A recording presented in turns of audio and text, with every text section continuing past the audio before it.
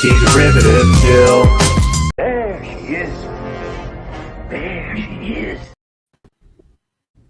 Welcome to Jill's. Can I offer you some tea? Good tea. Nice house. Game over, man. It's game over. Hello and welcome to Plomeek Teatime number 79. Today we're reviewing Aliens because I've reviewed Alien and I've reviewed Alien 3. So how could I not review Aliens?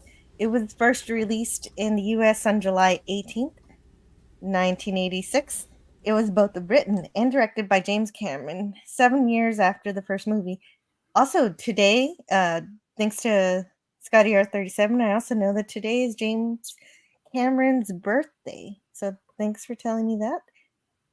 And the other reason we're talking about this movie today is because a new film in the franchise is being released today, Alien Romulus. And I've heard some mixed reviews, but I'm still interested in seeing it myself.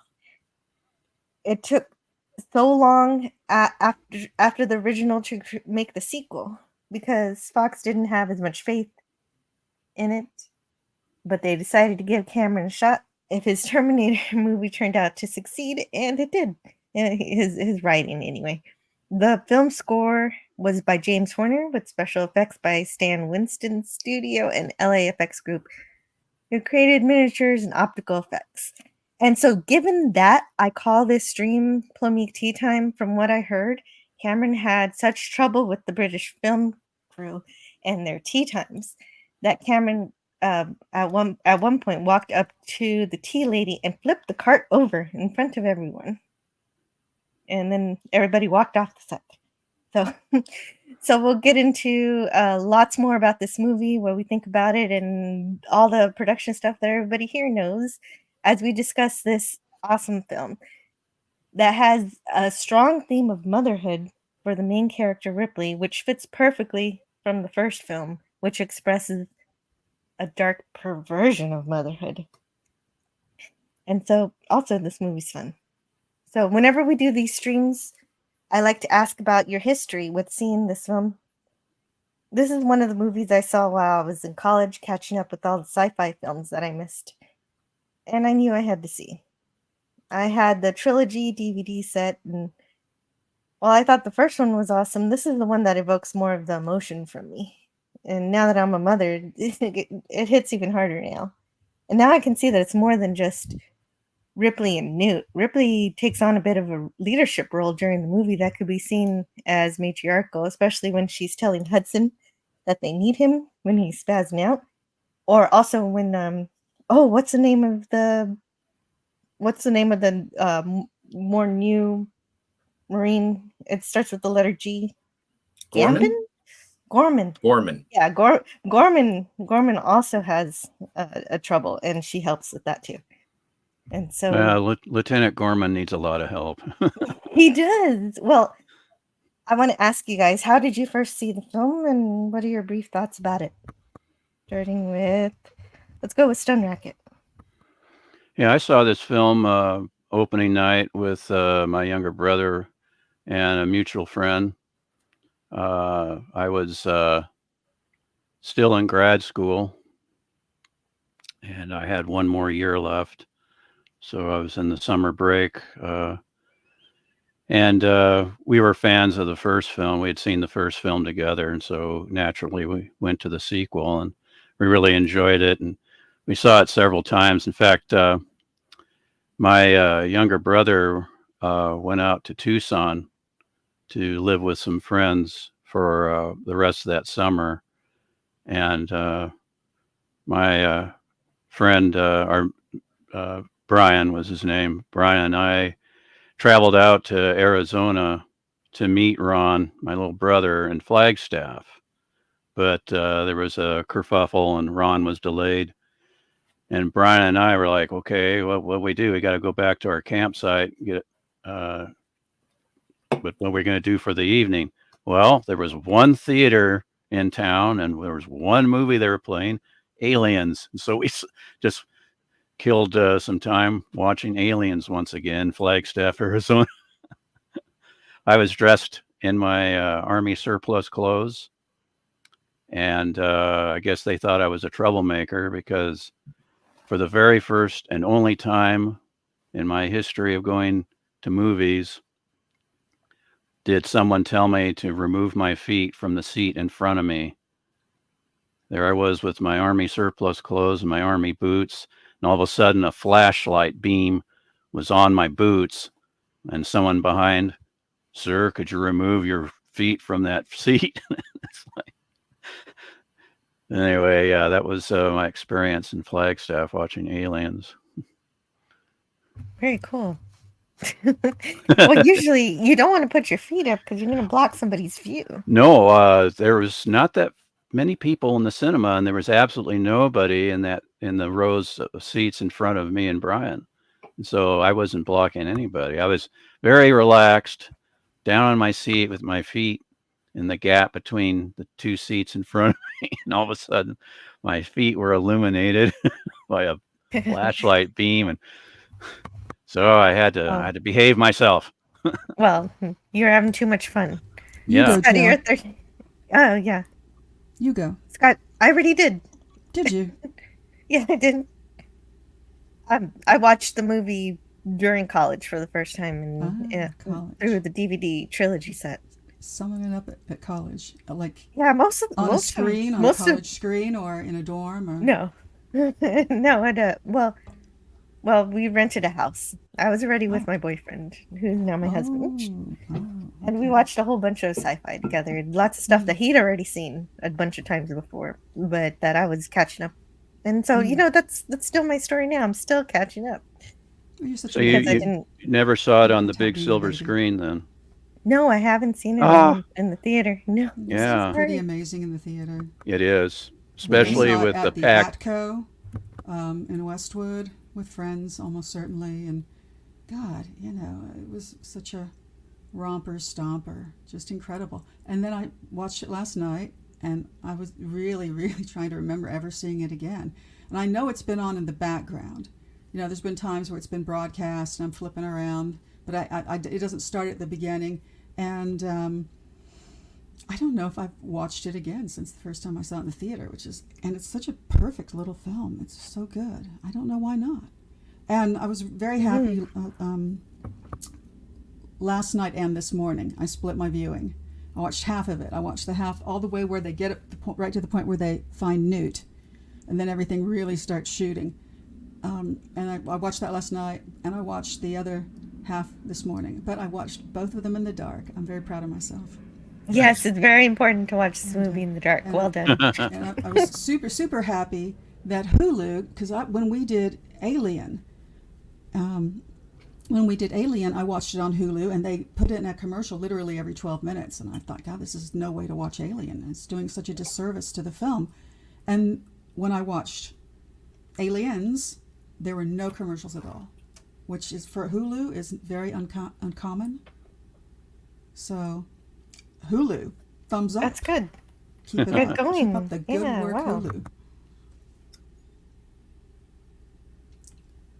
Hulu. So that's your story for how you saw Alien? For how I first saw it and how I've seen it again now. How about you, Scotty R37? Well, I was, it must have been 1988, 89. So I was still in grade school. A friend of mine, Greg, had a VCR. And so I watched it for the first time on VHS at a sleepover where we would hang out and watch scary movies. He was huge into horror movies. And this was the first one that I saw out of the Alien movies. And we watched it and then rewound it and watched it again. It was amazing. It really impacted me. I'm a huge fan of not just this movie, but the entire sort of franchise, if you will, use a common term. I love this flick so much. The first time I saw it in the dark, it was amazing. The second time I saw it in the dark, we were up way too late and Greg's parents were upset.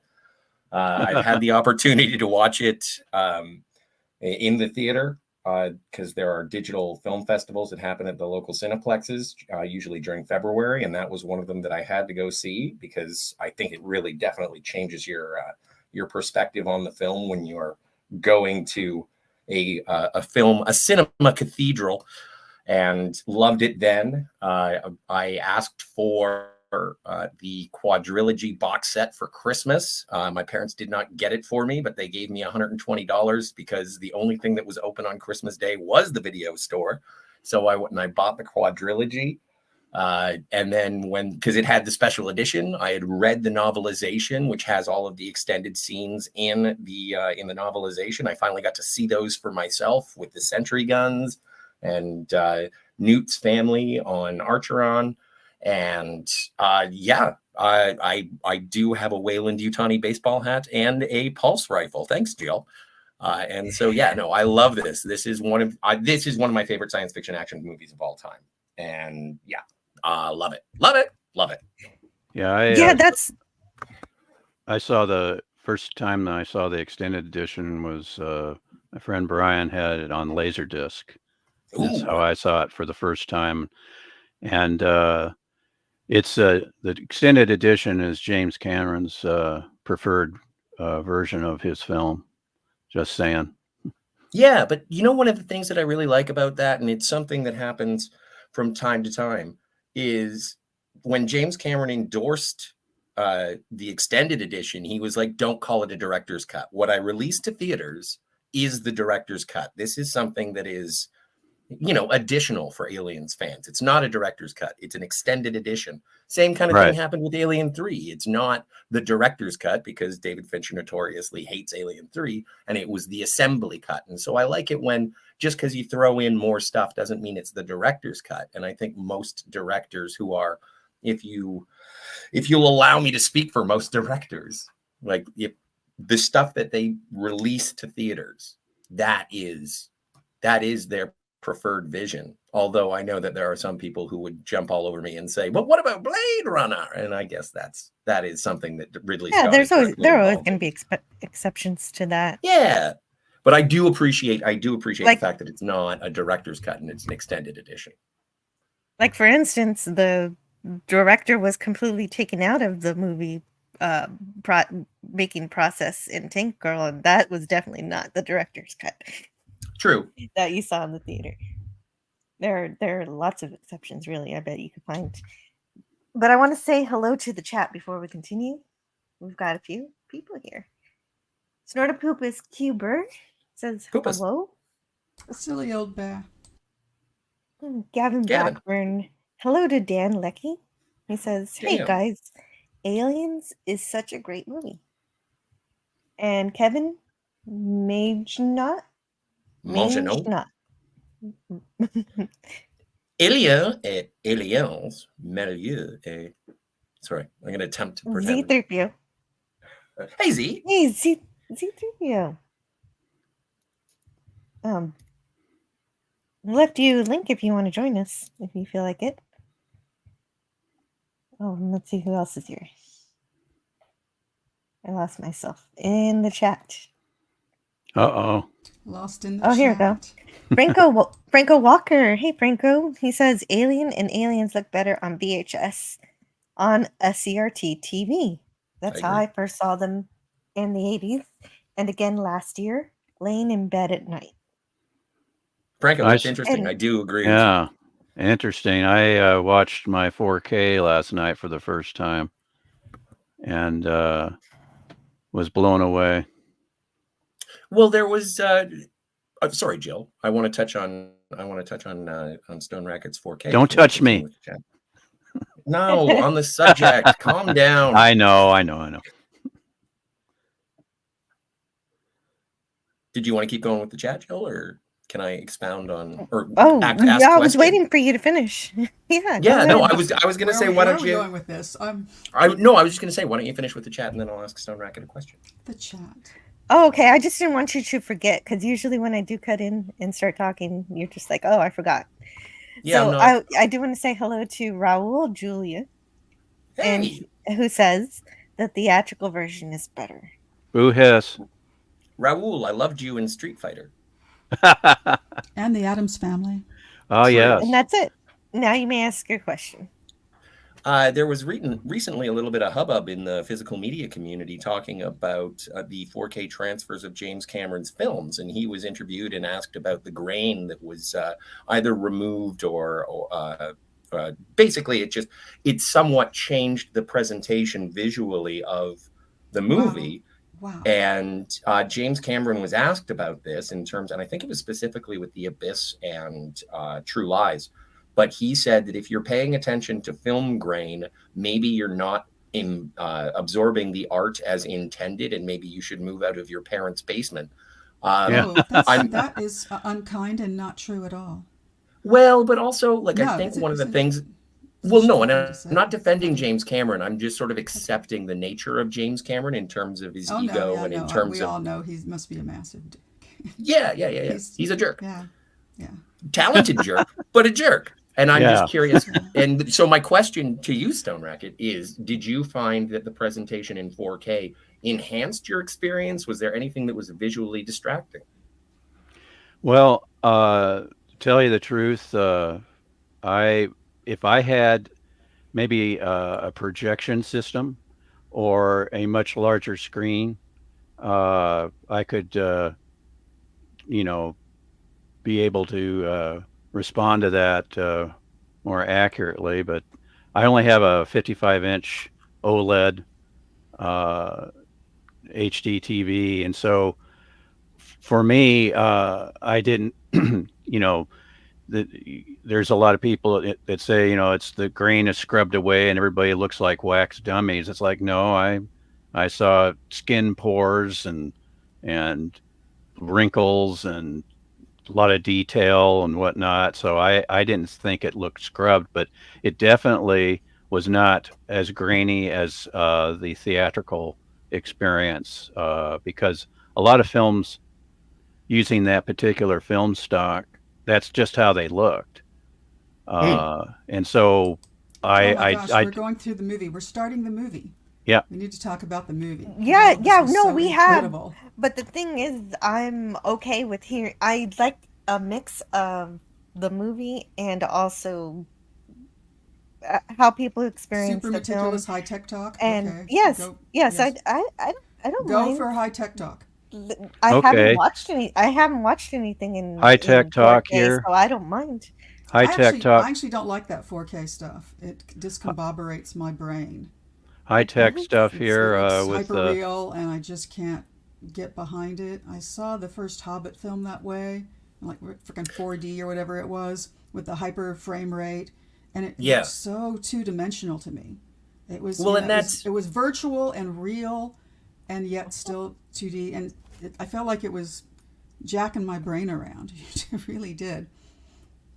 Well, and that's also But I also- and not to And I get completely that feeling derail, too but when anything's translated. There's a flatness there for me that's I don't surreal. I don't mind 4K resolution, but I do agree with you in terms of the 60 frames per second. I think that makes it a little too real, and so you lose the fantasy of it. And I guess that's why Peter Jackson did it as an experiment, and it hasn't really carried through to other films. That was a bad. This that was, everything in these it failed. particular shots looks so organic. Everything inside, the little machine coming in. Yeah, I just wanted to comment since we were high-teching it. James Cameron wanted this laser, but there was no money left in the budget, and so he paid for this out of his own pocket. The producer, of course, being Gail Ann Hurd, his wife at the time, insisted that, well, if you want your laser, you're going to have to pay for it yourself. And I'm very happy that James Cameron insisted on this laser as a. I'm glad he did. Is it on Yeah. purpose that it kind of looks like the alien too, just a little bit in shape? Yes. It's I'd just like to cool. say- I get that all through the film. There's lots of little side lamps. The lamp over Kitty. in the nursery looks exactly like an alien arm. No, there's a lot of that. It's I guess it's just to keep you in a state of anxiety throughout the film. And I Good do old, love this good old moment. Jonesy. I love Jonesy.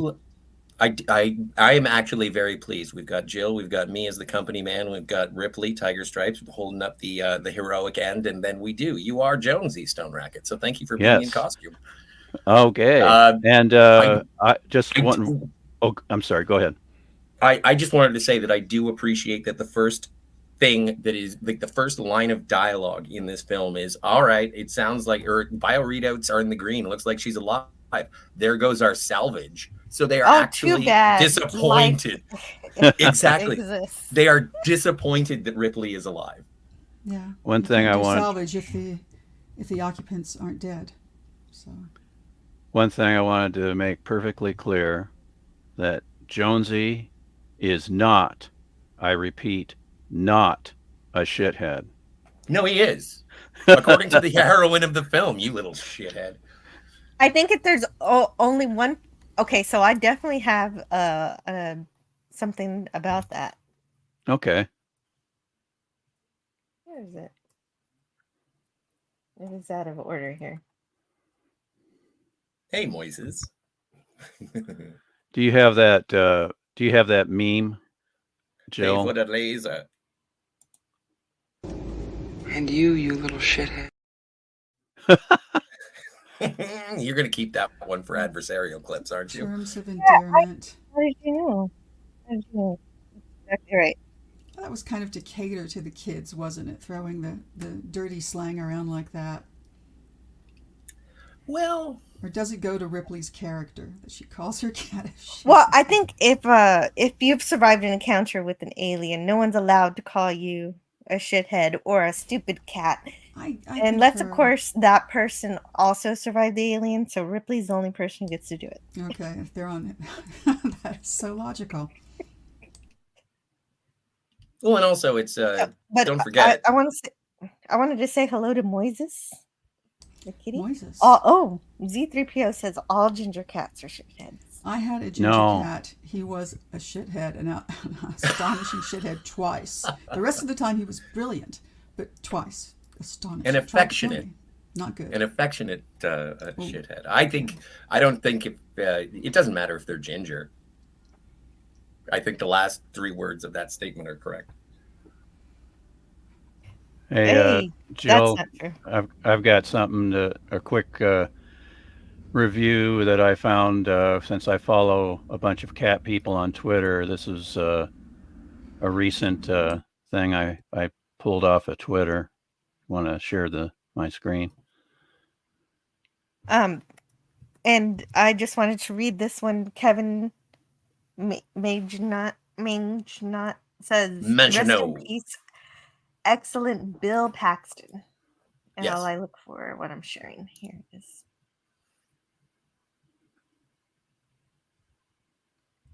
And so this says, Alien is a movie where nobody listens to the smart woman, and then they all die except for the smart woman and her cat. 4 stars. Yes, indeed. Totally agree. That's what happens. And all ginger cats are awesome. At least I've had a good run of ginger kitties, starting with our family pet Tiger, and to my current ginger kitty cat Harpo.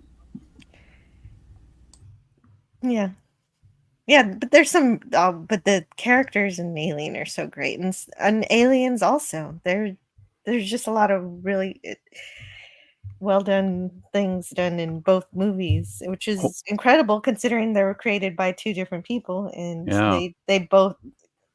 It looked like James Cameron really respected where the previous what came before. Yes. Unlike Alien 3. But hey, you shut your mouth. Alien 3 is just basically Sigourney Weaver getting what she wants. Yep. Shut your mouth. It's funny, for ages. No. When I was talking about Alien 3, I would say, those frickin' French nihilists ruining my series. And then at some point I realized, no, it was the Frenchman who directed Alien 4 and not Alien 3. And I'm like, okay, I have no idea what I'm talking about. But yeah, that 3, what a piece of garbage. No. I like some clips from it because of Scotty, but I want to say hello to Rod Wright's Gen X Pop Culture. Hey, chat, I love this movie. Hey, and I also see that you love Superman 1978. If you ever, after this live stream, go check out Rob Wright's video about Superman. Nice. I do love Superman. Scotty's movie, right, Scotty? Yeah. Yes, yes. You know, Thank you for remembering. What's my movie? Metropolis. Fritz Lang's Metropolis. Wait a minute, Yeah. that doesn't Yeah. sound right. Yeah, I was born in 1927. Scotty's got it right. No, my movie, gosh, I have two great movies to choose from, North by Northwest and Ben-Hur, both in 1959. Probably only one do Scotty or 37 knows mine. Oh, you know what? I forget, Jill. I'm a terrible friend. Oh my dear. God. Back to the Future. You've broken. Oh, hey, Back to the Future. Oh, and That that's was the- also That was the that first goes in- movie. How hard You is go that to ahead, Stone remember? I mean, Racket. really, Scotty. That was the first movie that I went to when I moved before starting grad school.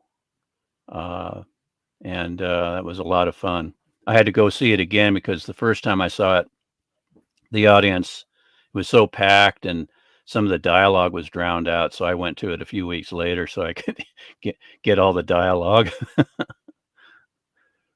That's fond memories of that film. So it's 56 years later. And so 50, Ellen, 50, or it's 57. 57? Oops, I'm Yes. sorry, 57. Yeah, like 57 in years later. 57 varieties for Heinz. But, I should have just said almost 60. yeah, almost 60. Mhm. She's been in stasis all that time, and she supposedly hasn't aged, and I guess neither has Jonesy. Neither has Jonesy. Yeah. Eggs Beatty is here. Hello, Eggs Beatty. Hey, Eggs. How are you doing? The International Space Station has grown. Oh, definitely.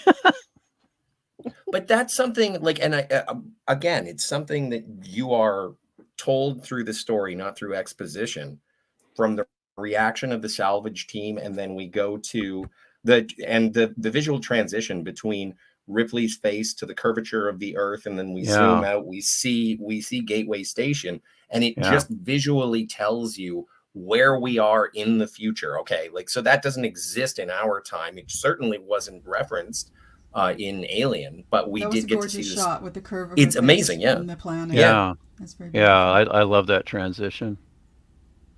Also, And Lemon Pie is here, and hey, Lemon. Well, Lemon Rudolph Valentino is also here, and he wants to know if anyone's seen Alien Romulus yet. I won't see Alien Romulus until Tuesday. I hate to be a Captain Harriman about this, but Tuesdays are my day. I wish I could just pick a day. I have to get a babysitter first. And I will pass. Yeah. Oh, you're not going to see it?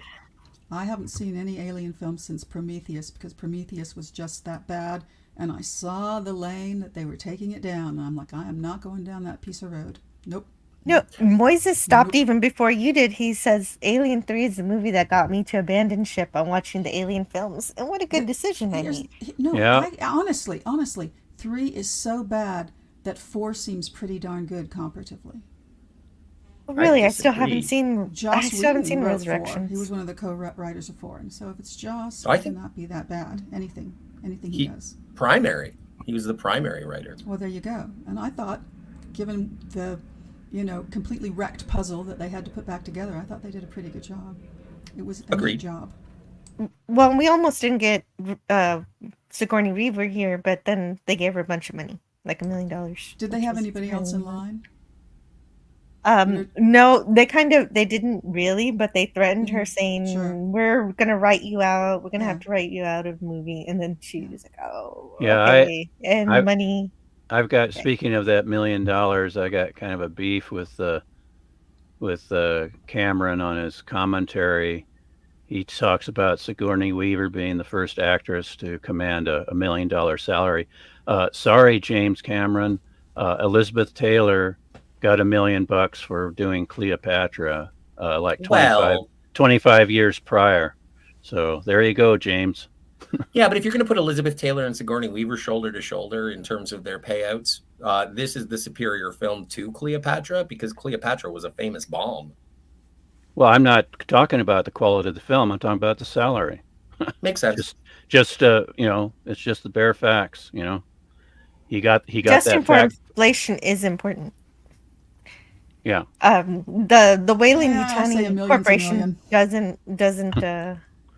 doesn't shy away from inflation and charging Sigourney Weaver with how much damage she's done, or they suspect she's done. Whatever. We're not even there to that scene yet, but that reminded me of Carter Burke. Rob Wright That's said the perfect businessman's criminal name. He says he's going to do a spoiler-free review of Romulus, and Max Redstone says, "Hey everyone, I love Alien and Aliens for having a tough heroine with big guns and sexy scanty wear. Don't get me started on 3. Would have been better if they tried a crossover with Planet of the Apes." Yeah, okay, that could be interesting. If you'd like to hear more about Alien 3, as Jill mentioned, we've reviewed it, and I am a big fan. And so every time someone brings up besmirching Alien 3, there's going to be pushback from me, just so you know. Speaking of pushback, Jonesy is not a stupid cat. And Ripley says, come here, you stupid. What was that? Nor is he an S-head. Yeah, now exactly. We can move on. Okay. Yeah, well, this is the fake out scene. Yeah. Oh, Carter Burke. Yeah, yes. Riser is Carter Burke. Because those are like both big business names, aren't they? This is kind of a strange scene. This is kind of a strange scene because you get a lot of exposition, but it's also a dream. So how much of this actually happened in real life that she's just recalling from her actual interaction with Brooke Carter? Oh, right. This is a dream within. It's impossible to know where the dream starts and if there's reality before it. I mean, it has to be, right? She's meeting him. Yeah, because surreal. He says you've been asleep for 57 years, so she wouldn't just know that by herself. This is something she recalled from my theory conversation earlier. My theory is her dream is foisting the shock onto the evil corporation guy, as her dream is informing her of what's going to come forth from this Burke character, that he's the evil guy. So you're saying that her intuition... I think her dream is informing her, but she actually was told by the medical staff that she was in hypersleep for 57 years. But that's just my theory. Yeah. See, the thing is that it's kind of a fake out through the character and I think Burke is played incredibly by Paul Reiser. He was my favorite character the first time I saw it until he wasn't. I love Paul Reiser. I loved Mad About You. Stop. Say it again. Why? He was your favorite character. He was my favorite character the first time I saw it until I found out that he was a jerk. Like, I love Paul Reiser. I love his stand-up. Because I loved his stand-up when I was 12. Yes. Because I was... Hey, I'd like to respond as opposed to just being told I'm wrong. No, the first time I saw it, because I love Paul Reiser, I saw his stand-up comedy on television. I find him charming and affable. It's kind of hilarious. And I was wondering how wasn't old you until were at the time you made this decision. The first time I saw it, Tiger. And I just recently heard an interview with Paul Reiser. He went to the premiere with his mom and saw the movie. And at the end, were spoilers for Aliens. And when the character of Carter Burke dies, his mom leaned over to Paul Reiser and was like, "I'm glad you're dead." Yeah, that's a famous anecdote. Yeah, true story. Yeah, well, I can. They do play it up more. That, I mean, it's. I guess you could say it's common sense that the Wayland Corporation is going to be the greedy one, because that's what happened in the last movie. But yeah, it's that damn company. he kind of puts you off of that because he actually seems really supportive, sort of, throughout the movie up until a certain point. There's a certain point where he has your back, and then suddenly he doesn't. Yeah. Like, he is totally the representation of the slimy representative of Weyland-Yutani when you find out that he sent the entire colony to their deaths. And that's when, obviously, that's when I turned and I was like, I'm glad he died. But I do, again, I think that Paul Reiser is charming. I'm always happy to see him. And I think that this character is sort of a bait and switch. I'm on your side until I'm not, which is exactly the representation of Weyland-Yutani, which I took away from the film. Scotty, did you say you liked Mad About You, the show? Yeah. Yeah, my folks watched that quite a bit. They were big fans of it. I only watched it occasionally, but do you know what David Letterman's name for that show was? Mad About Jew? Is Mad at You. Mad at I You. think, All right. yeah, I think he had Reiser on or Helen Hunt. Is that right? Yes. Yeah, I think it was I think it was Helen Hunt, and he just kind of in his introduction it's like he said something like it's more like he says mad about you. It's more like mad at you.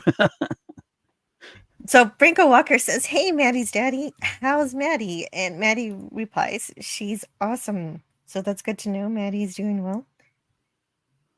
Yes, it is awesome. Right? I'm glad you're here, Maddie's daddy. Moises likes to play lots of video games, so I'm guessing this is a game. Alien Fireteam Elite is fine. I'll pretend that Prometheus doesn't exist, and it's just a new addition to the game. See, yes, it is a game. Moises, I never I had just the wanted to opportunity to mention that play. Jill's podcast is brought to you by Weyland-Yutani Broadcasting. Building a better world. Says a lot about the current world, even though we don't get to see what it's like on Earth in this movie. Yeah, we never get to Earth. Ripley never gets back to Earth. But yeah, I think she gets back to Earth in the fourth film. Is that right? In deleted scenes for the in deleted scenes. Okay, gotcha. Now, how did they do this? The old-fashioned way. They bring in another cat. Yes. Or and this is a cool fake out. Yeah, this is a brilliant move. Because people are like, oh, is Ripley infected by the alien, or is it, and it's just gets that out of the way with a kind of a shock effect. Although it does show a certain level of, I don't know, not censorship, but they try and cut around the fact because the chest burster doesn't come out of your tummy. It comes out of your chest. And out of she the chest, is clearly right. having it. Yeah, it's like coming through her torso. Like now notice after she wakes up from her nightmare, where does she find comfort? Her ginger cat. Oh, for sure. Yes. Oh, but maybe it comes out of her stomach because this movie's about motherhood. Yeah, exactly. I was waiting for you to say that. It's a good and a good here's little parallel. And here's projection things.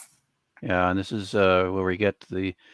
Now it's interesting if you listen to the commentary. James Cameron says that at first Sigourney Weaver really didn't like this sequence, but when it was cut, she mentioned in the press that she was kind of devastated by it because she based her whole character. This was the key scene for her character in the movie, according to her in the press. And so Cameron was a little conflicted. He was like, well, wait a minute. I thought she didn't like it, but I guess she does now. But this is a pivotal scene. And it's terrible. It's terrible that this scene is cut out. If this is the scene that should not have been cut out in the theatrical release, I think they should have kept it. I was about to say, don't remember it. Yeah, that's right. This is the one that you would have missed because it was in the extended, and this is where Ripley finds out that her daughter is dead. Of course, since she's been asleep for 57 years, her daughter lived her entire life and died at the age of 66. And that picture she looks at is actually a modified picture of her own mother, Sigourney Weaver's mother. Oh, I didn't get the picture of that, but yeah, that's right. And I think it does sort Look of at that. it makes that that connection at the end between Newt and Ripley so much more powerful because Oh yeah, because Ripley has lost her daughter and Newt exactly. has lost her parents. That's why that's why it's so pivotal. It's like, why did they cut this? I don't like it personally. As a single Why? childless woman, I think that a person can have strong maternal feelings even without having had the physical experience. I don't think Ripley has to be a literal mother in order for her to find her way to motherhood through the course of this film. Oh, that's an interesting take. Yeah, that's yeah. I understand where you're coming from, but Yeah, in terms of so do I. storytelling, isn't it sort of like a setup and payoff situation as opposed to a commentary on the nature of the other way, motherhood? it's kind of more of an adult exploration because Ripley was a very interesting person in the first film, much more so than you saw in the theatrical cut, because when you see the extra scenes, just the little ones, she's almost seductive when she's dealing with people one-on-one. She's a little bit of a manipulator. Oh, interesting. So, this is kind of a continuation of her character instead of just being some sort of sideways digression in order to tie together the themes of motherhood at beginning and end. Okay. But maybe I think it's more than that, though, because I am a single woman. But I think it's more than just. So. I think it's more than just connecting her to Newt as a extension of her relationship with her daughter. I think it's a way to make her cryo sleep have more of a profound effect where she's been asleep for 57 years. This is the kind of thing that happens like if there's time dilation, but instead she was just asleep. And someone important to you is dead. And so this is her only family that means something deeply to her, and having lost that compounds to her PTSD that she's experienced losing her entire crew. And I agree with that in terms of what you exactly just said. Like when you say that you've been asleep for 57 years and Ripley is just sort of like, okay, I woke up and it's the future. And everyone always says the trouble with immortality is the ones you love will end up dying around you and you'll just have to suffer living longer. And I think that sort of reference to Amanda does sort of at least humanize the loss of the length of the cryo sleep, as opposed to just saying, yeah, you're a little out of step, but you'll get back on that horse, as Burke says. But also they did, and speaking of Amanda, just to briefly touch on it, the excellent video game Alien Isolation revolves around Amanda trying to escape an alien as well. What? Yeah, no, there's a video. Yeah, and it's great. I'm not going to go into it too much, but if you know about it, I'm sure you understand. And that sounds interesting. Interesting. If you want to play a video game that is sort of in the Alien universe, very truthful to the Alien mythos and atmosphere, Alien Isolation is fantastic. I do have the first Alien computer game. I don't know if it has a subtitle, but gosh, it's been years since I played that one. But yeah, to touch on Tiger Stripes, just briefly mention, I have yet to see the alternate edition of the first film.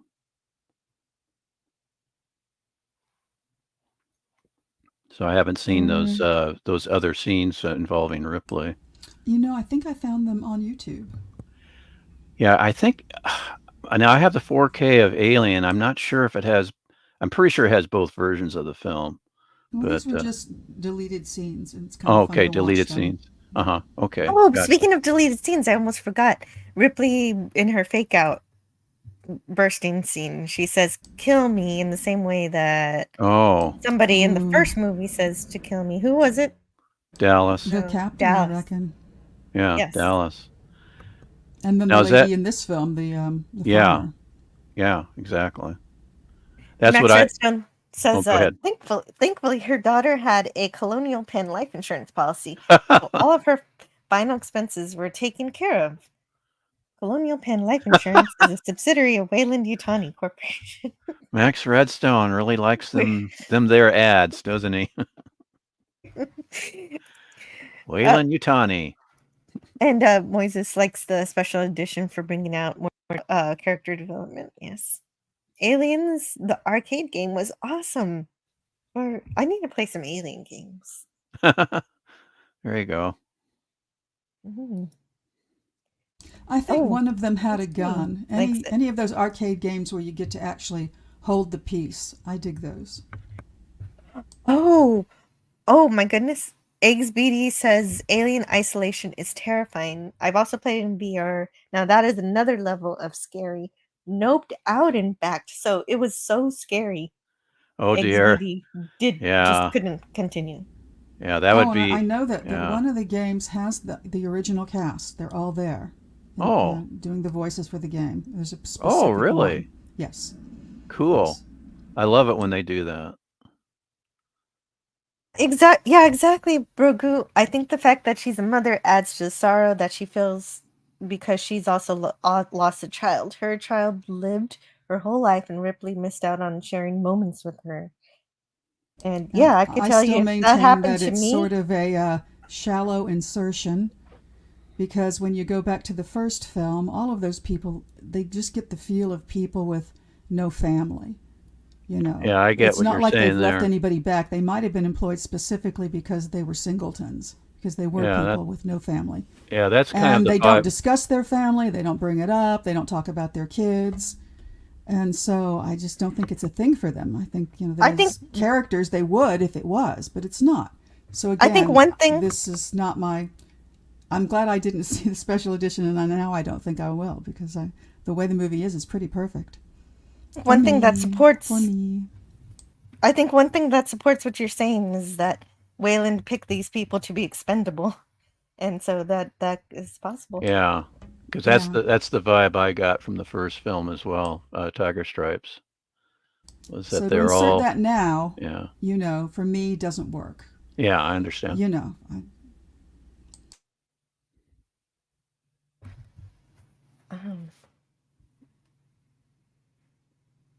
But I could tell you if that happened to me and I fell asleep for 57 years and missed out on all my kids' experiences, I'd be gutted.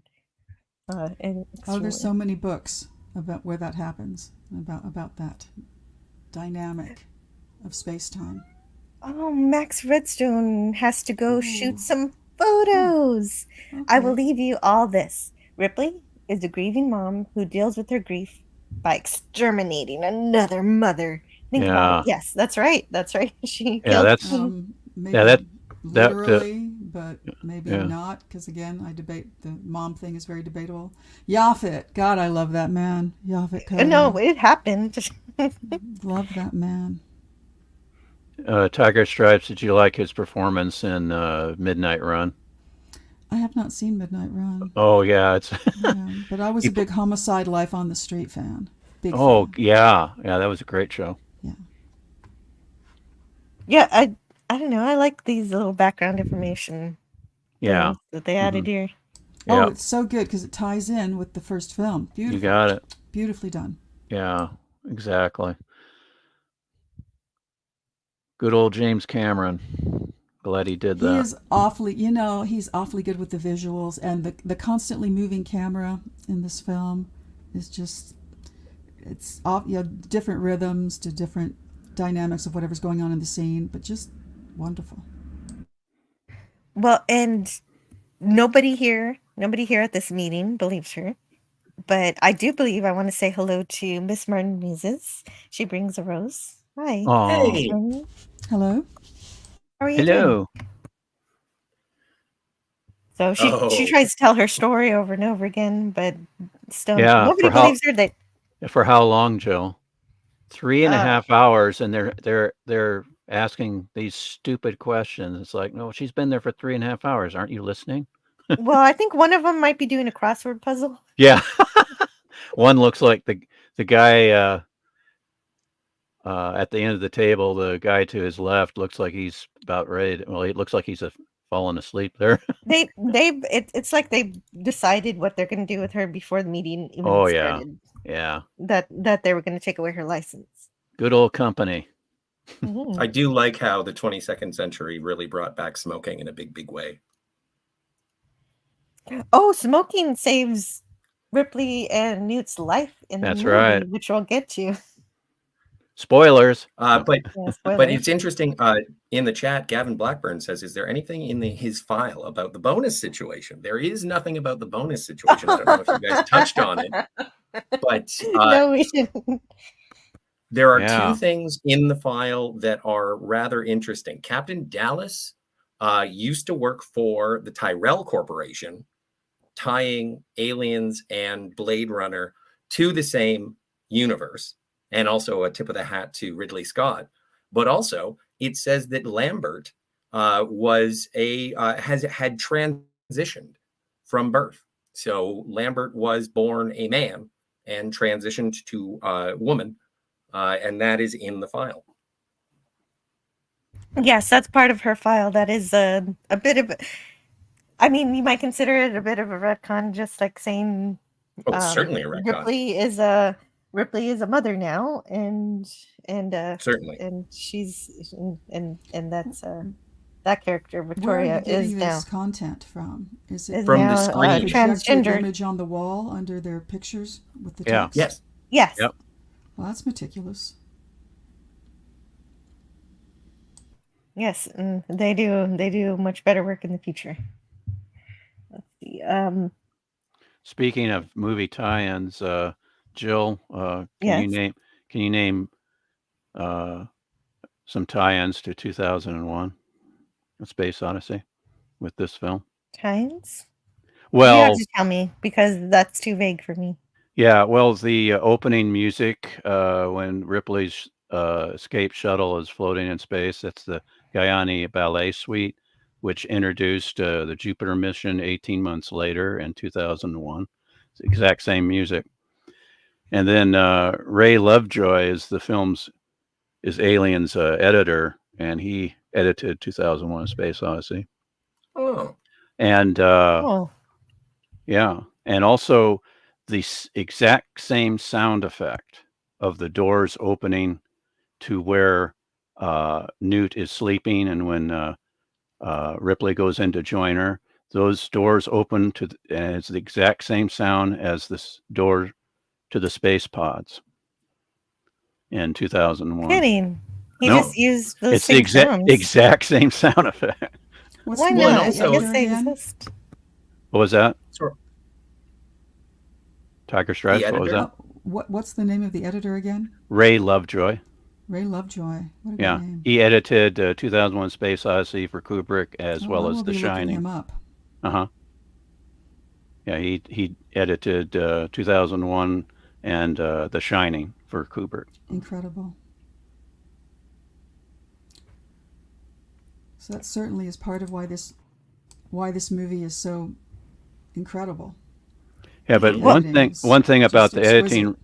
Sorry, one thing about the Ray Lovejoy, the editor, he and Cameron just Cameron wasn't getting what he wanted as far as action editing from Ray Lovejoy, and so they had some discussion and but Ray wanted to get what Cameron wanted. He wanted to get this right, and he shut himself away for a couple of days with the finale of the film, and he just said, "Okay, I'm going to do this all myself.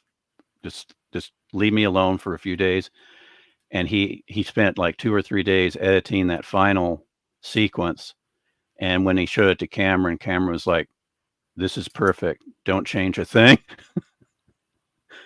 So it took a while for Ray Lovejoy to kind of get on board with what Cameron wanted, but he did it. It does seem like Cameron is difficult to work with. Oh, he's a perfectionist. Oh yeah. But like you mentioned in the opening, not getting along with the British crew, it's just when they're at Pinewood and they're on certain sound stages, you are given the crew that's assigned already to that sound stage. So pretty much most of that crew he had were just punching the clock, and they were just there. It's like a 12, 14, even a 16-hour day is pretty typical in the States here for a film crew. But over there, it was like, are you kidding me? We're not going to work that much into overtime. Yeah, Well, and on top of that, we need lots of tea breaks. Yeah, the tea breaks. Yeah, don't get me started on that. It even goes back to World War II. Oh, we got to have a tea break. Are you kidding? We got this battle. But anyway, But anyway, this movie goes back to the moon. And it goes back to LV-426, except now it's being terraformed to harbor yeah, life that it once hindered. Like before, you could not survive. You needed a spacesuit to walk around, but now the right. air is breathable. A spacesuit with a ridiculously big visor that a face hugger can just go right through. Mhm. Yes. Well, those face It always huggers. bugs me when they have people wearing helmets and the helmets start fogging up.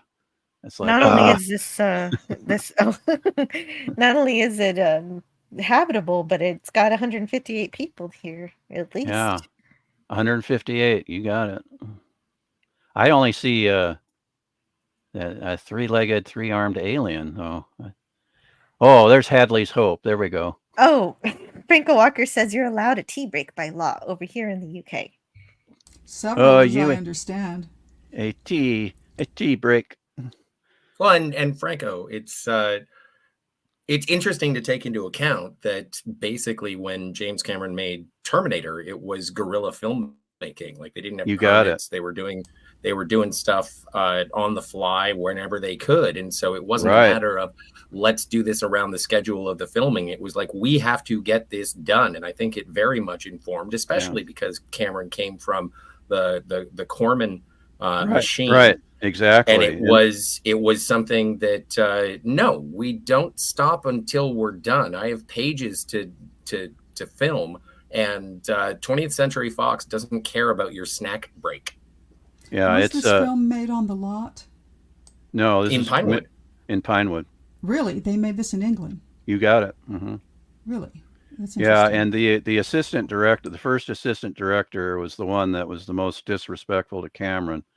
He'd go, "All right, Governor," and roll his eyes, just about everything that Cameron suggested. But what the problem was Terminator had not been released yet in the UK, and so they just viewed Cameron as this young upstart Yank, even though Cameron's Canadian. That really drove Cameron up the wall. And then of course Gail Ann Hurd, being his wife, they didn't respect her either, and they would come up to her and like, well, who's the producer of this movie? And she said, I am. And they go, no, who's really the producer? Because you're the director's wife. Who do we really need to talk to? And they just disrespected both of And them. hadn't she already done some work before that?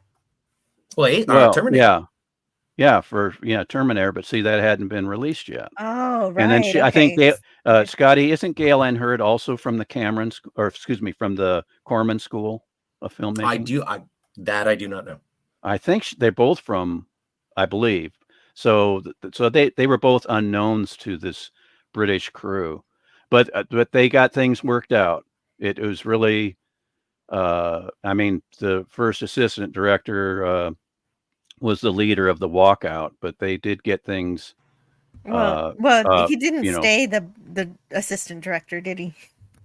Well, that's a little a gray area. I thought that he was fired, and then some of the crew protested, and then he was eventually brought back. But I may have that Oh, wrong. okay. I may You have might that be wrong. right. I couldn't find the details myself. But not Here, all of the British crew were like that. Like Brian Johnson in the effects, he was very enthusiastic and understood Cameron's vision. So it wasn't every member of the crew that was like that. But anyway, oh, Well, very good. Mm-hmm. Well, here we're meeting Newt and her brother, played by Christopher Henn, who is Carrie Her real Henn. life, real life Yeah. brother, but not real life parents in this sequence. Right. Holly De Jong and Jay Benedict play her parents. Well, it's a nice, and this again, Tiger, this is from the extended edition, and I really enjoy the expansion of what's going on Hadley's Hope, and that they are like this is in the same way that the salvage team was upset that Ripley was alive in the opening moments in the opening scene. This does sort of continue that idea of a cutthroat, make yourself rich kind of life. And it is terrifying. We get to go back to the alien relic ship, and bad things happen, and that's when we get to see, at least in the extended edition, the first instance that you see Jill, an alien with the face hugger on the dad's face. Yeah. Hey, Jill, can you go back to Newt screaming? Yeah. When they asked her to scream, she just blew them away. They were just mouths agape. They're like, holy smokes, she can really scream. Yeah, she really can. She's got this high pitched scream. Oh yeah, it's just pierces. Yeah, blood curdling. Best screamer since Fay Ray, right, Scotty? No. I was going to say Janet Leigh, but okay. Oh, Janet Leigh. Okay, go ahead.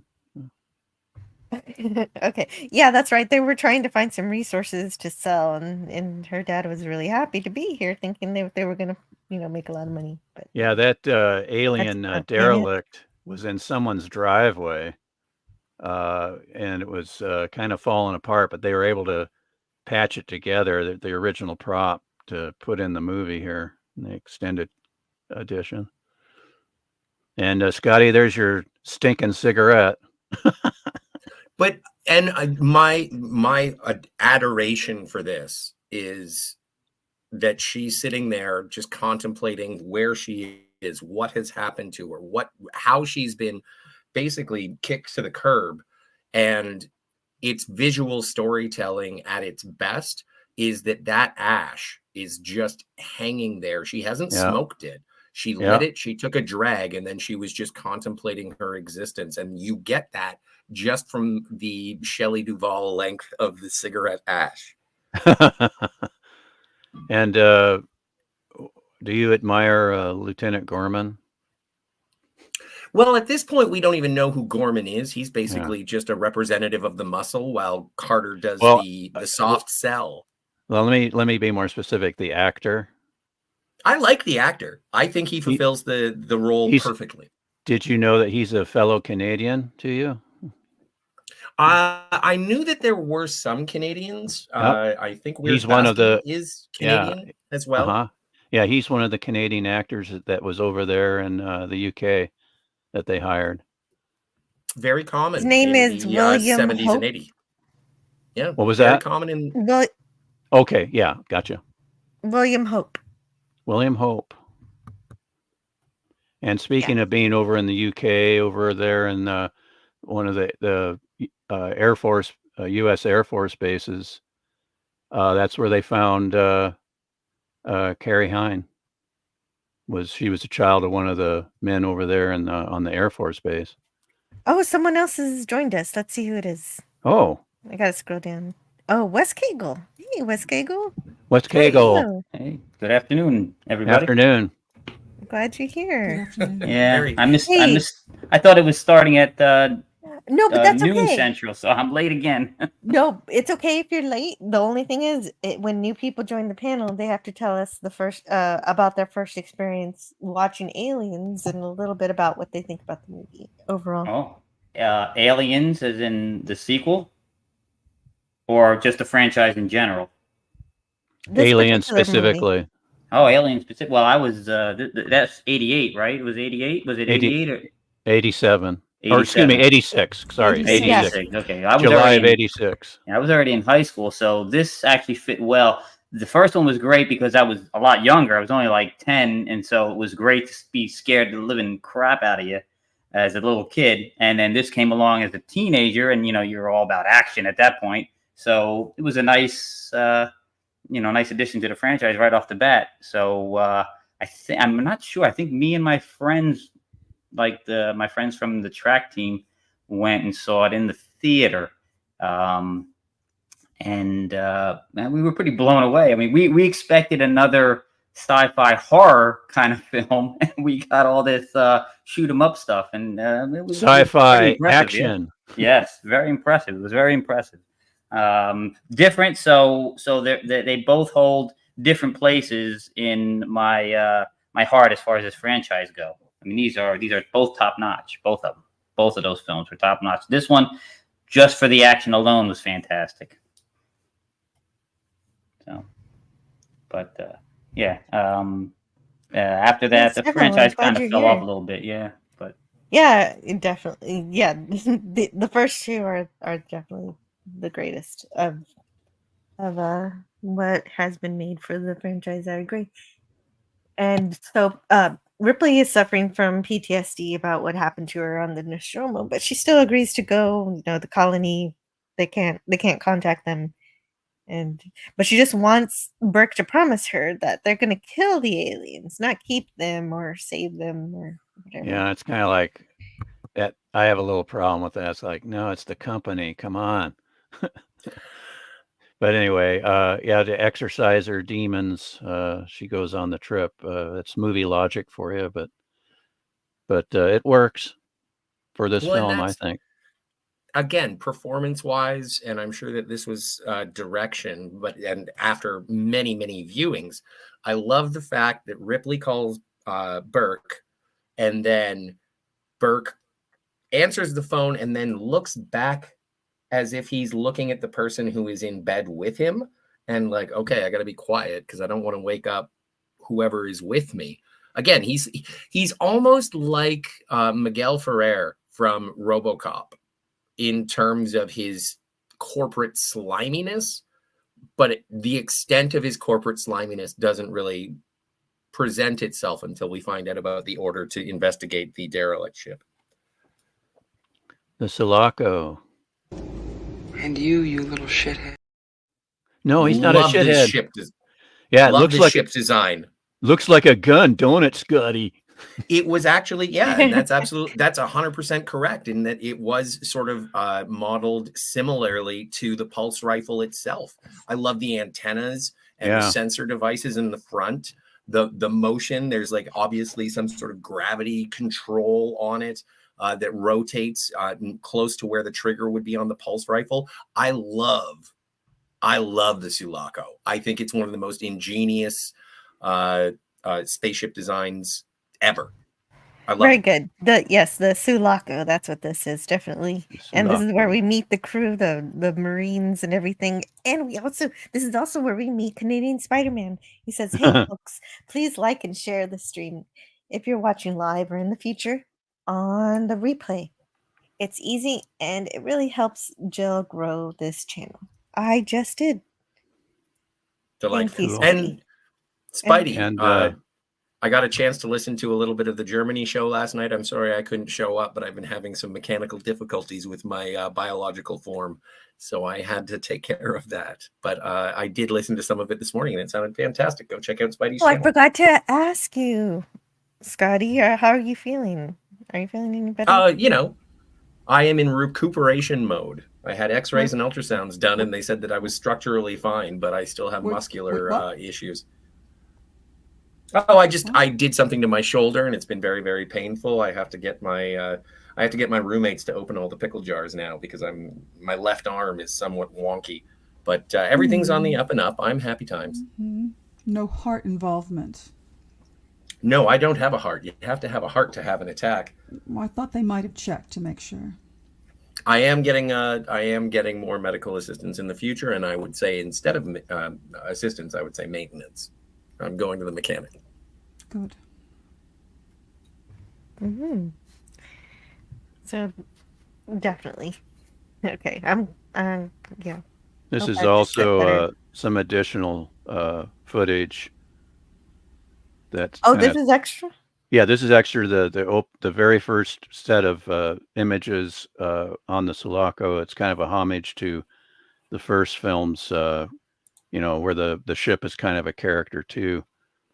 But some of like the locker, with the one that's open, you can see a girly Oh picture. yeah, That's in the yes, I did extended see cut. that. I Yeah. I almost got a screen cap of that, but then, But just real quick here, if you'll indulge me, sure. a day in the Marine Corps is like a day on the farm. Every meal a banquet, every paycheck a fortune, every formation a parade. I love the Corps. Yeah, man. Good work. And this is a cheat. They only had a limited number of these cryo containers, and then they put a mirror at the end to make it look like the whole row of for the whole crew. That's a And good cheat. I like that. Yeah, it works.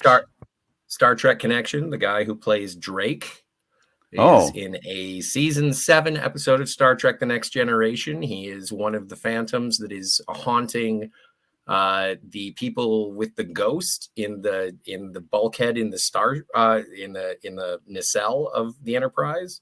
He shows up, and then they go back and investigate to find out that he actually died at Utopia Planitia. But he was in an episode of Star Trek: The Next Generation. Not one of the best. Yeah, the but one where he was there. Yeah, Troy loses her mind in that one. Yep. Is that the one that kind of plays off of that story where there's a heart, the telltale Like the heart? Telltale Heart from Poe. Oh, Yeah. yeah. Edgar Allan Poe. There you go. Yeah, like that Telltale Heart's a great story, but Star Trek, yeah, they didn't really do a good job with it. They botched it. But he was in it. He was in it. He was in it. Did he have the scar? No. But thank you for bringing us today's Star Trek connection. Excellent. They ain't paying us enough for this, man. Yeah. I like, what is it?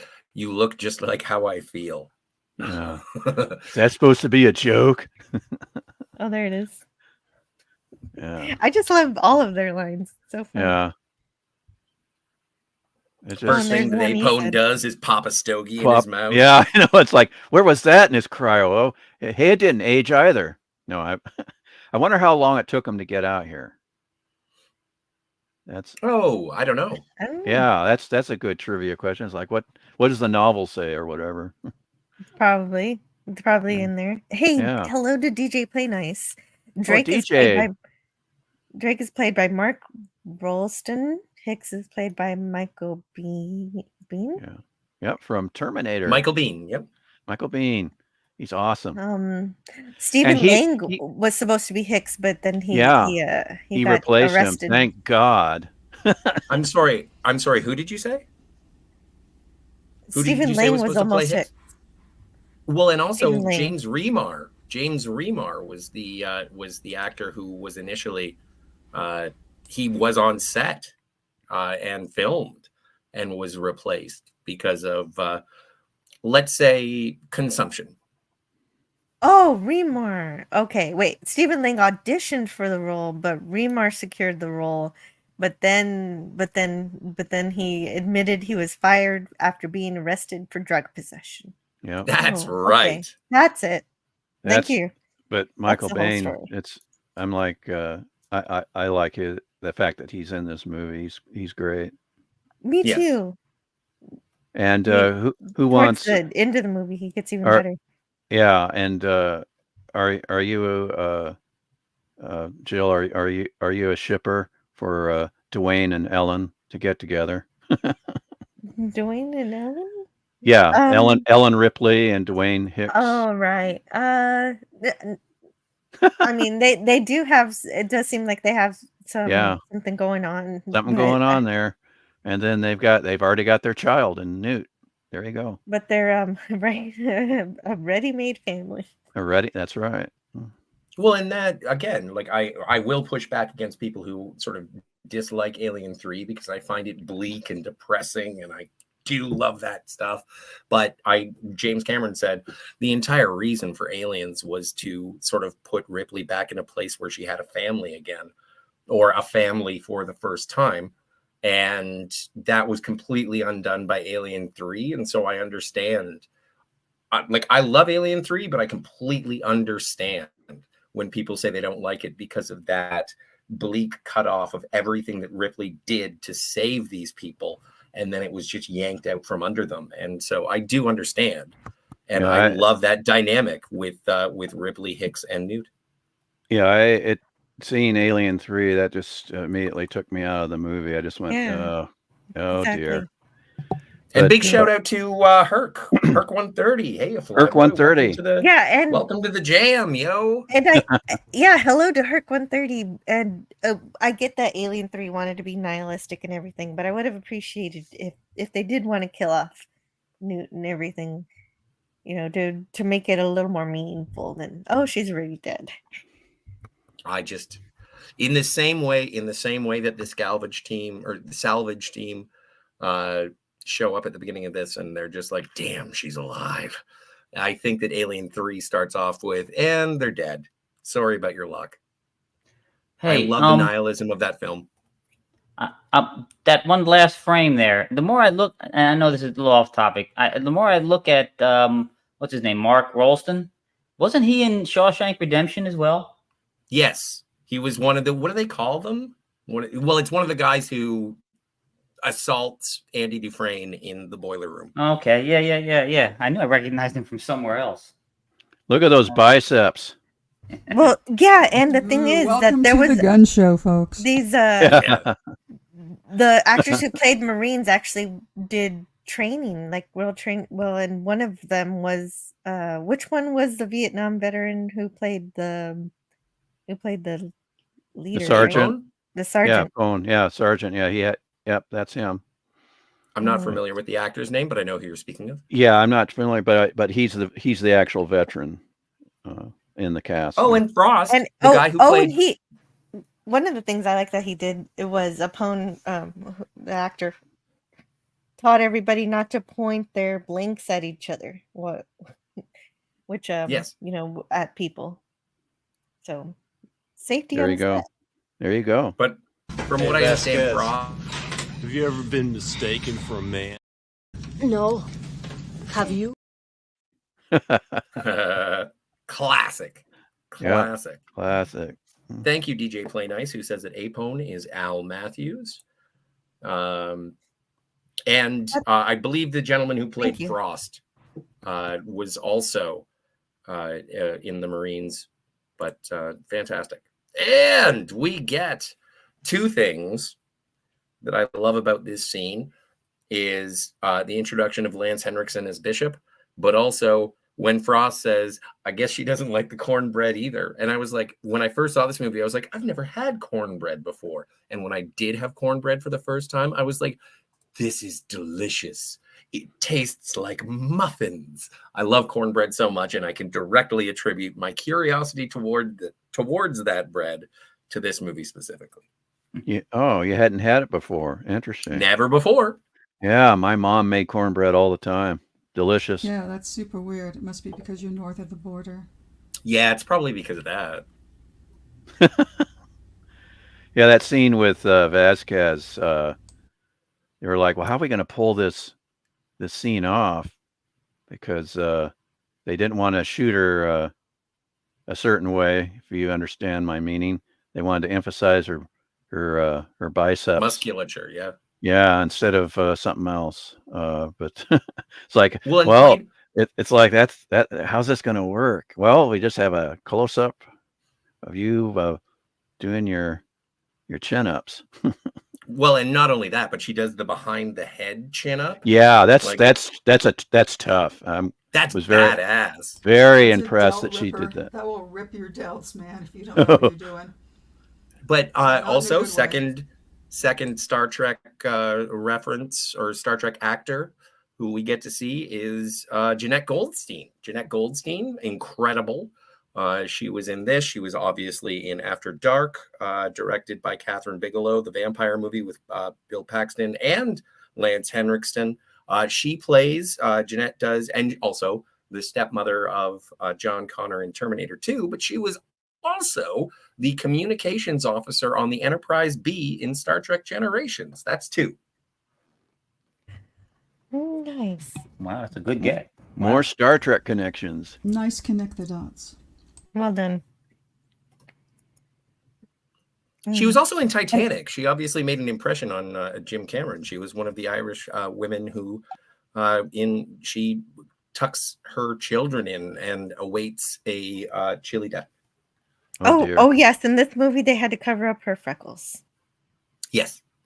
Well, and it also, and just to sweep the Jeanette Goldstein, when Bill Paxton says, "Oh, they said aliens and you thought illegal aliens, please sign up." That was actually sort of a reference to her audition because she didn't know what was going on. She showed up looking like an Hispanic streetwalker when she showed up for her audition, and because she didn't know what the movie was going to be about, and then she pulled it off.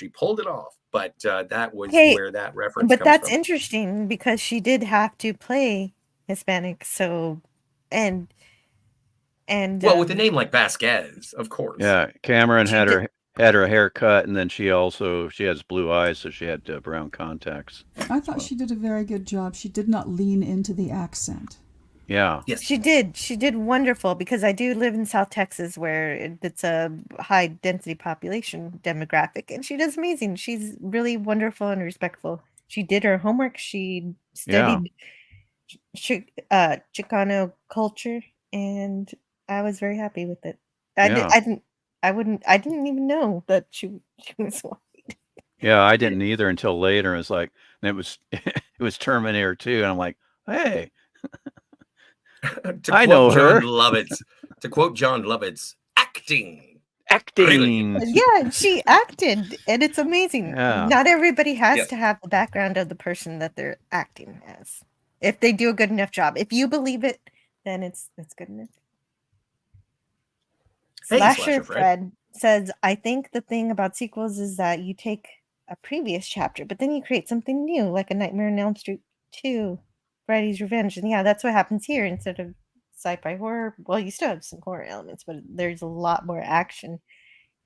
And I think the story was James Cameron just put an S at the end and put dollar signs, and that's yeah.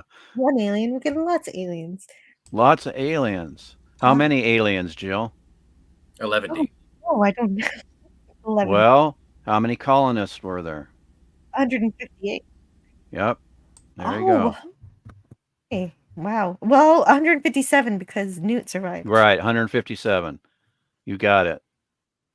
Okay, so Paxton didn't know that he was going to be part of the knife trick, but I guess he went with it, and the Henriksen nicked his finger. Yep, he had to, according to the commentary, he had to have, quote, cuticle surgery, unquote. It's one of my favorite scenes, though. And the knife. Yeah, it's awesome. Ain't funny, man. So how much of that do you think that Henriksen actually did himself? How much of the... Well, they sped it up, I think. They made it look faster than it was. But wow, that's impressive. They needed to get Rusty Cage to do it. And this is something that is sort of it gets ahead of the previous film in that it was a surprise that Ash, Ian Holm, was an android in Alien.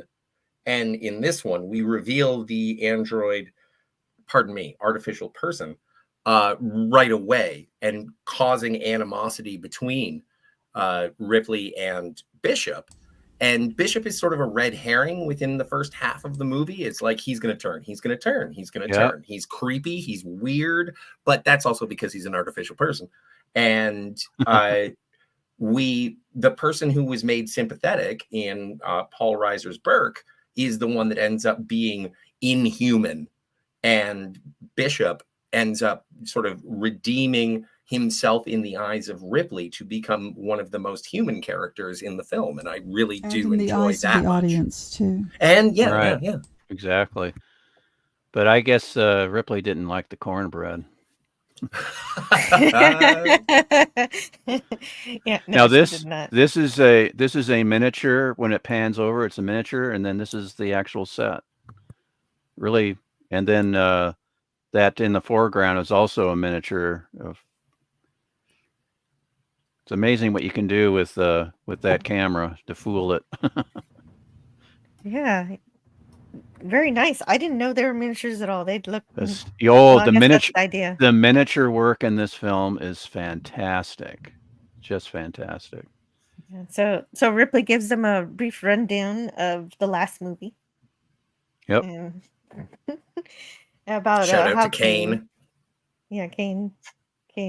I am Charles Foster. Oh, sorry. Got Rosebud. Rosebud. Got the face hugger, and it wouldn't come off. Later, it seemed to come off by itself and died, and he seemed fine. And we were all having dinner, and it must have laid somewhere inside his throat, some sort of embryo. He started and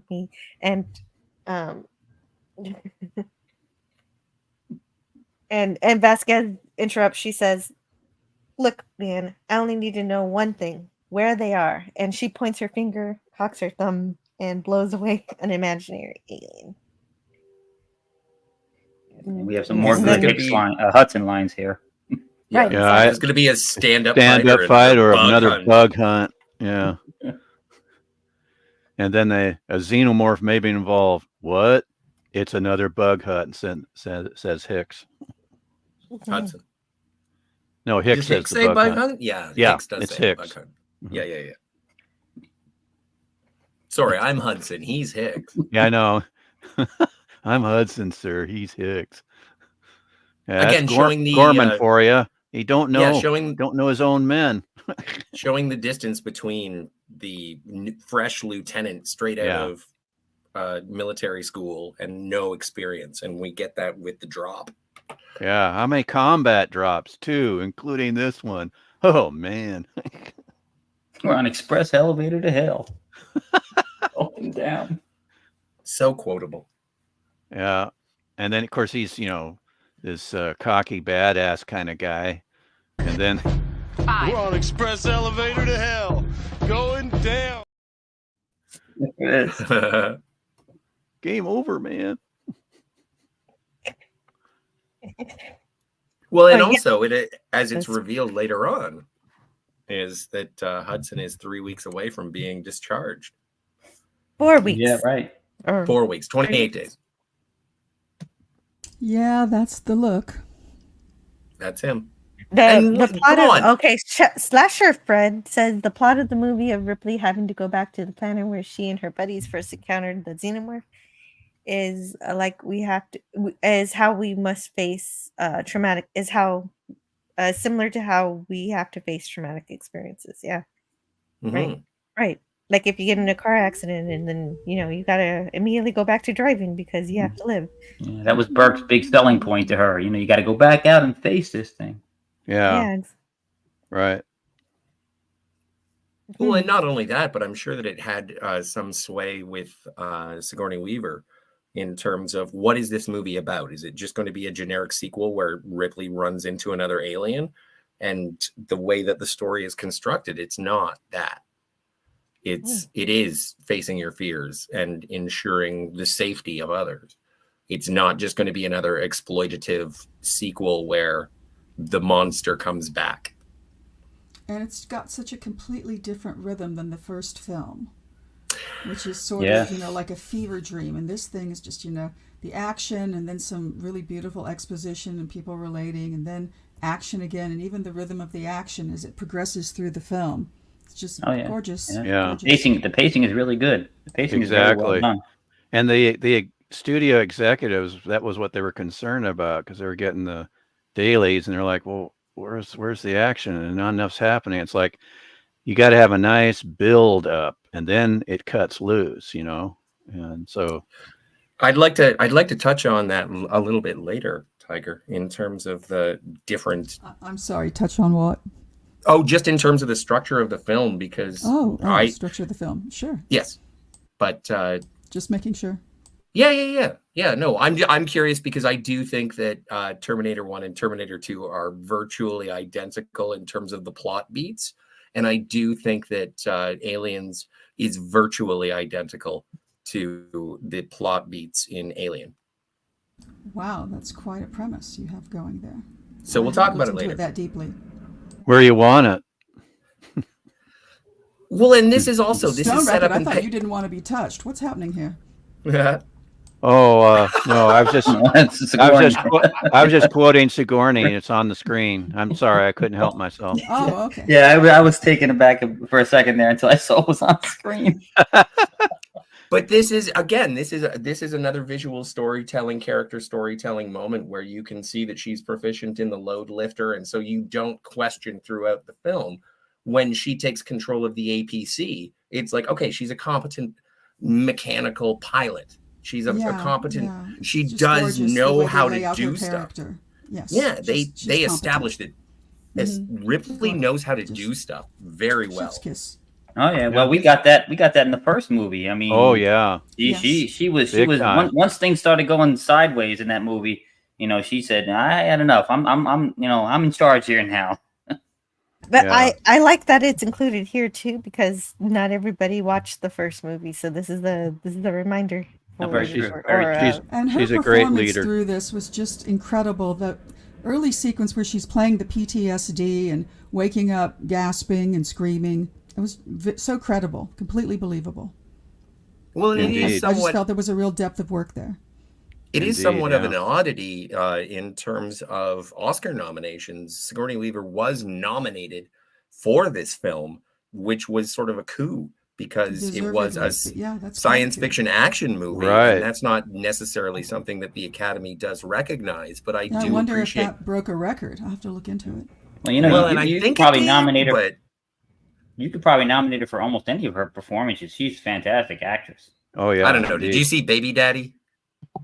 Well, No. everybody has those ones that we just sweep Everybody under the needs to rug. see Working Girl. It's wonderful. Yes. Oh, yes. That's a good one too. No, Sigourney Weaver is an American national treasure. I would go on to say an international treasure. Whenever she shows up, don't care what it is, love Sigourney Weaver. Well, you know, the thing about her presence in this film, too, is that she is a full-bodied, tall woman. She's not some little waify thing. She's not even average. You know, she's a good-sized woman. She really holds herself so well physically. It's just so good. And we do get into I mean, when you come out of a film like this, Aliens, with the upbeat ending and the strong female character, you hold yourself differently when you walk out of that theater. You feel different for a few weeks. You even consider exercise or something. Yeah, well, I mean, you look at her performance in this. I mean, she's surrounded by men who are chewing up the scenery in this action movie, and she's right there with them every step of the way. Beautiful Yep. observation. Well, and don't forget, we also have other military trained women in this movie as well. We have Farrow, we have Vasquez, we have Dietrich, and they are all sort of like scoffing at Ripley in terms of, oh yeah, you saw an alien once, and Yeah. it Who's does Snow White? well. Yeah, another good precisely. line. That's a good and I do like that even when it comes down to it, when shit goes south. She is the one to stand up, not only in the face of the men, but the women who doubted her in the first place. Right. And she takes leadership when she has to. Yep. And apparently I don't know if it's during this scene, but during the dropship descent, apparently some of the roof fell on people, on Cameron's head. Yeah, That- and that's apparently the story. it cut his scalp, Ouch. and Oh. he needed some stitches there. Who? James Cameron. The ceiling Oh, of the okay. set fell down on this exact line. We're on an express elevator to hell going down. That's when it fell. Wow. Karma. I shouldn't be laughing at people's misfortune, but ooh. Yeah, I'm. He trying to remember- survived. It's Oh yeah, he fine. survived. He toughed through it. He survived, but I mean, I'm not laughing. I'm amused that he got hurt, but it happened right after he said a line like that. Yeah. It's really wild. Yeah. So And- that particular line has a whole different meaning for James Cameron. Right, and then there was Yeah, I the other. believe that's what the good- kids call manifestation. The other good Hudson line that I have written down here is, "Me and my squad of ultimate badasses will protect you." Yeah. Now, and that is an example of something that I didn't like in the extended edition, because I feel like it kind of comes off. It's a character moment for Hudson. It is a way that he's like, we're going to get out of this no matter what because we're awesome. But it does, when he's sort of showcasing the inventory of the dropship, I just feel like that part was unnecessary. I didn't need that, because they do show everything that they have and how everything that they have isn't enough to defeat the aliens. And I thought that sort of like Walmart catalog of the phalanx, like all that stuff that he does, I'm just like, I didn't need that. I didn't need that, and it undercuts the dropship landing, in my opinion. Wes Cagle, Wes Cagle, please explain. We're in the pipe 5x5. What does that mean? I just know that it means they're on course. I don't know exactly. Yeah, I was just wondering. Yeah, I other than the obvious, that everything they're descending okay and whatnot. I don't know if that has a military. Yeah, I'm not. I was just curious. Sure. I was wondering if you knew that, or if anybody on the panel. I do know that in the there's that game StarCraft, one of the ships you have, they say that they quote in this movie all the time, and that's one of the quotes they have in there. We're in the pipe 5x5. I'm pretty sure that just means we're on course. They use that just like in Alien, they use that little 3D visual thing where there's a box and they have to follow the box as it curves. And they have to keep the ship within there, and I was assuming it had something to do with that. I do like when Gorman says, "We're having a difficulty with your camera, Drake. Can you take a look at it?" Yeah, bangs it off. He bangs it. And he's like, "That's better." Yeah, like Gorman's like, "Oh, I don't know what you did, but I got you. You want to hear it? Yes, it's pretty good. 5x5. What does 5x5 mean? 5x5 is an expression mainly used in radio communications and military. It is meant to inform the listener that the connection is good and the signal is clear. In daily speech, however, it means that you are feeling good, everything is fine, and all is well. It's an alternative, creative way to respond when someone says, "How are you?" Origin. What's the origin of 5x5? Radio telegraph signal reporting formats have two signaling systems. One is signal strength, the other is the intelligibility of said signals. Both go from 1, very bad, to 5, very good. So if one side of the radio communication asks for the status of the other signal, they can respond 5x5 to inform them that the signal is good, loud, and clear. Excellent. Wow, Thank very you. good. Yeah, excellent. And DJ Play Nice in the chat says 5x5 is not origin military, but commonly used there. It's from radio 5x5, as Tiger just said, is clean and clear signal. You guys are both getting gold stars. Gold stars and a cookie. And a cookie. I'm off cookies. You just better make my star bigger. Maybe That's right. Tiger, can I get you some chocolate? What kind of chocolate? Oh, it's up to you. It's up to you. It's up to you. How about a Toblerone? We'll talk about that later. Sounds good. Yeah, all the for the chocolate is a serious thing.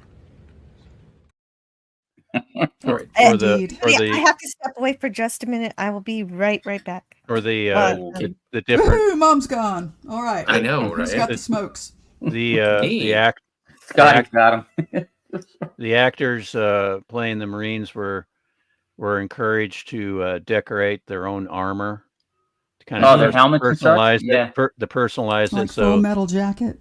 That's I wonder if that was it's out a then. very much a Vietnam kind of thing that Cameron wanted to play into, and so he encouraged each of them to decorate their armor or helmets as well. And from what I individually. understand is that the only person who wasn't allowed to was Michael Biehn, because the armor that he wears was originally James Remar. So the only remnant of James Remar's performance in this movie is the decoration on Hicks' armor. Yeah, very good. It's really hard on Remar, but interesting to know. Yeah. Well, that's why you don't go to another country with drugs, yo. Like, it just seems like a normal thing to appreciate. Don't smuggle. It is Yeah, that Yeah, that happened since I've been watching my box set of The Persuaders. That happened to Tony Curtis when he came over to start filming that series with Roger Moore in 1971.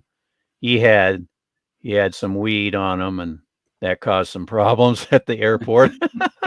Well, how many Needless to countries? say.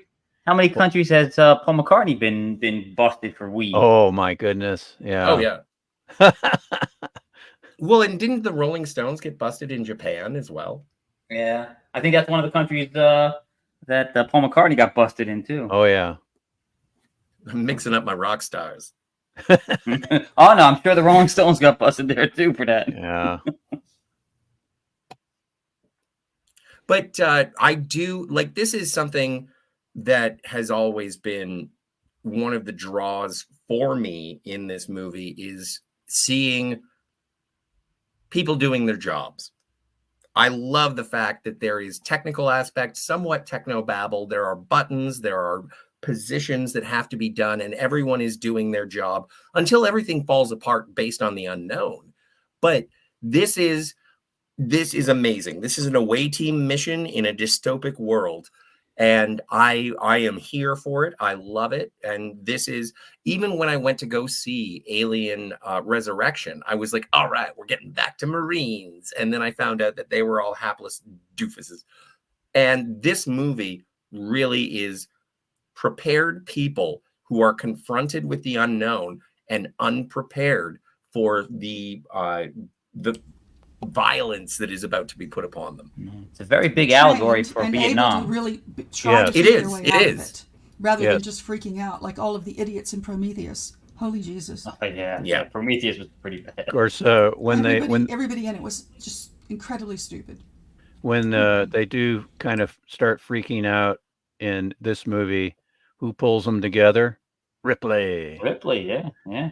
Great leadership abilities. Yeah. Gorman just freezes completely. Yeah, he's inept. It's easy to have great leadership abilities compared to Gorman. Yeah, he was the typical lieutenant in Vietnam, the one that got fragged, by his own men. Yeah.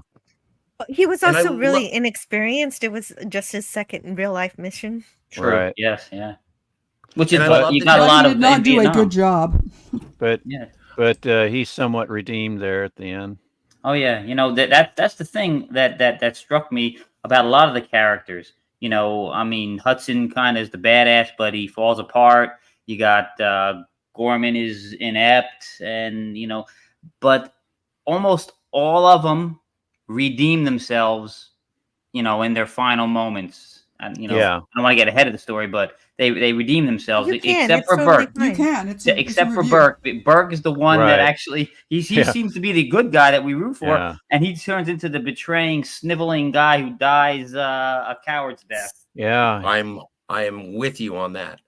But also, I just want to highlight another one of those reasons why I loved this movie when I first saw it, is because I'm a little bit of a science fiction technology head, and seeing the motion tracker and the pulse rifles and the incinerator units and the sentry guns, the introduction of all of this technology, and I'm just like, that's cool.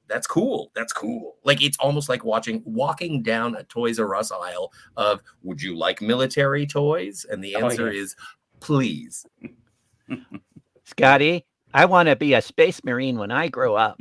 You know what? And every time since this movie, anytime you see space marines, they always fail. It's like the Worf paradox. How do you show how bad an enemy is? Well, you throw the most powerful thing that you have at the enemy, and if you fail, then we've elevated narratively how dangerous your adversary is. And so I still think the visual storytelling of it, as opposed to Hudson saying, we got all this stuff, we're ultimate badasses, that is telling as opposed to showing. And as we are introduced in the original theatrical version, we get to see all the stuff that they have, and that doesn't help them, which is epitomized by maybe they don't show up on infrared at all.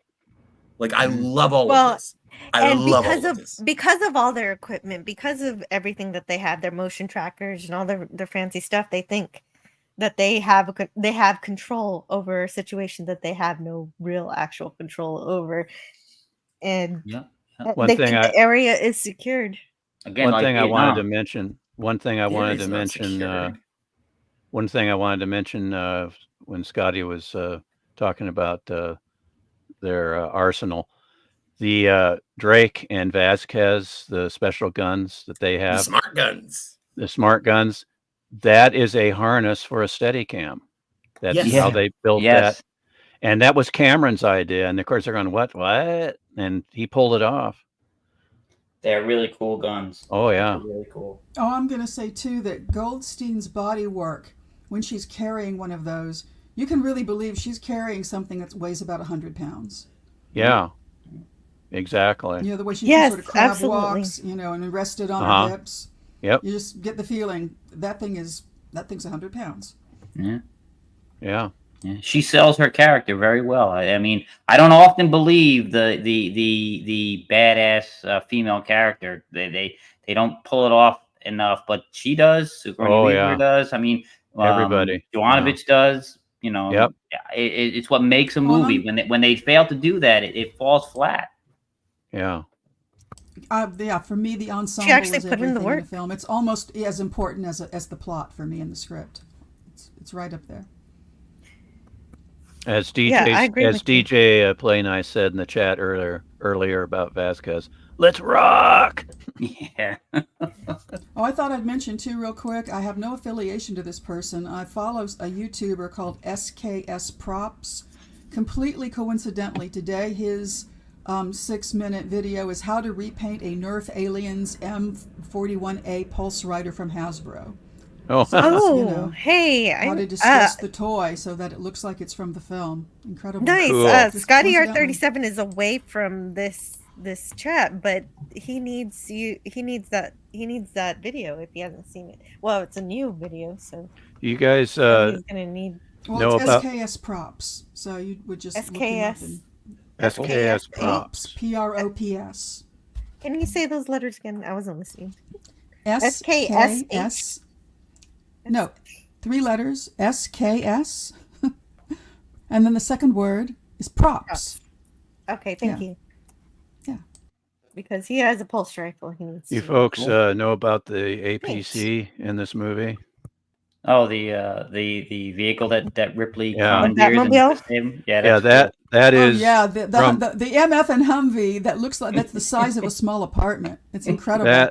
that is a tow vehicle that they got from Heathrow Airport that tows tows out right?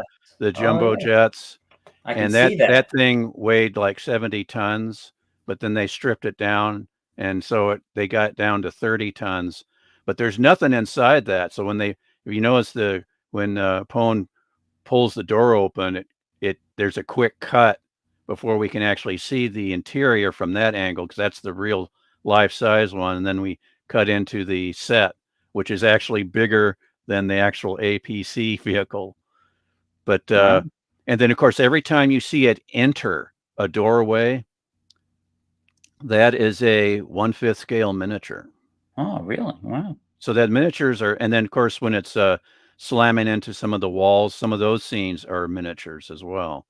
So the miniature work to life size is just impeccable in this movie all the way through. Wow, very cool. And there's Newt. There's hands-on Newt. work. Newt is on screen. Yay. Newt is on screen, and also Kimberly Ann Hart is here. Hello, Pink Ranger. Hello, chat. Hello, chat.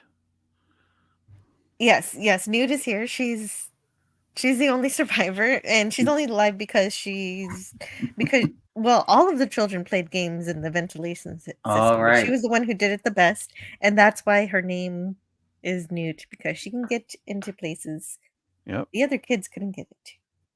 Exactly. Affirmative. They come out at night mostly. Mostly.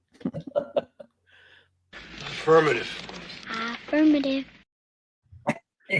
Yeah, she said that her friends drove that into the ground where they would incorporate that all the time.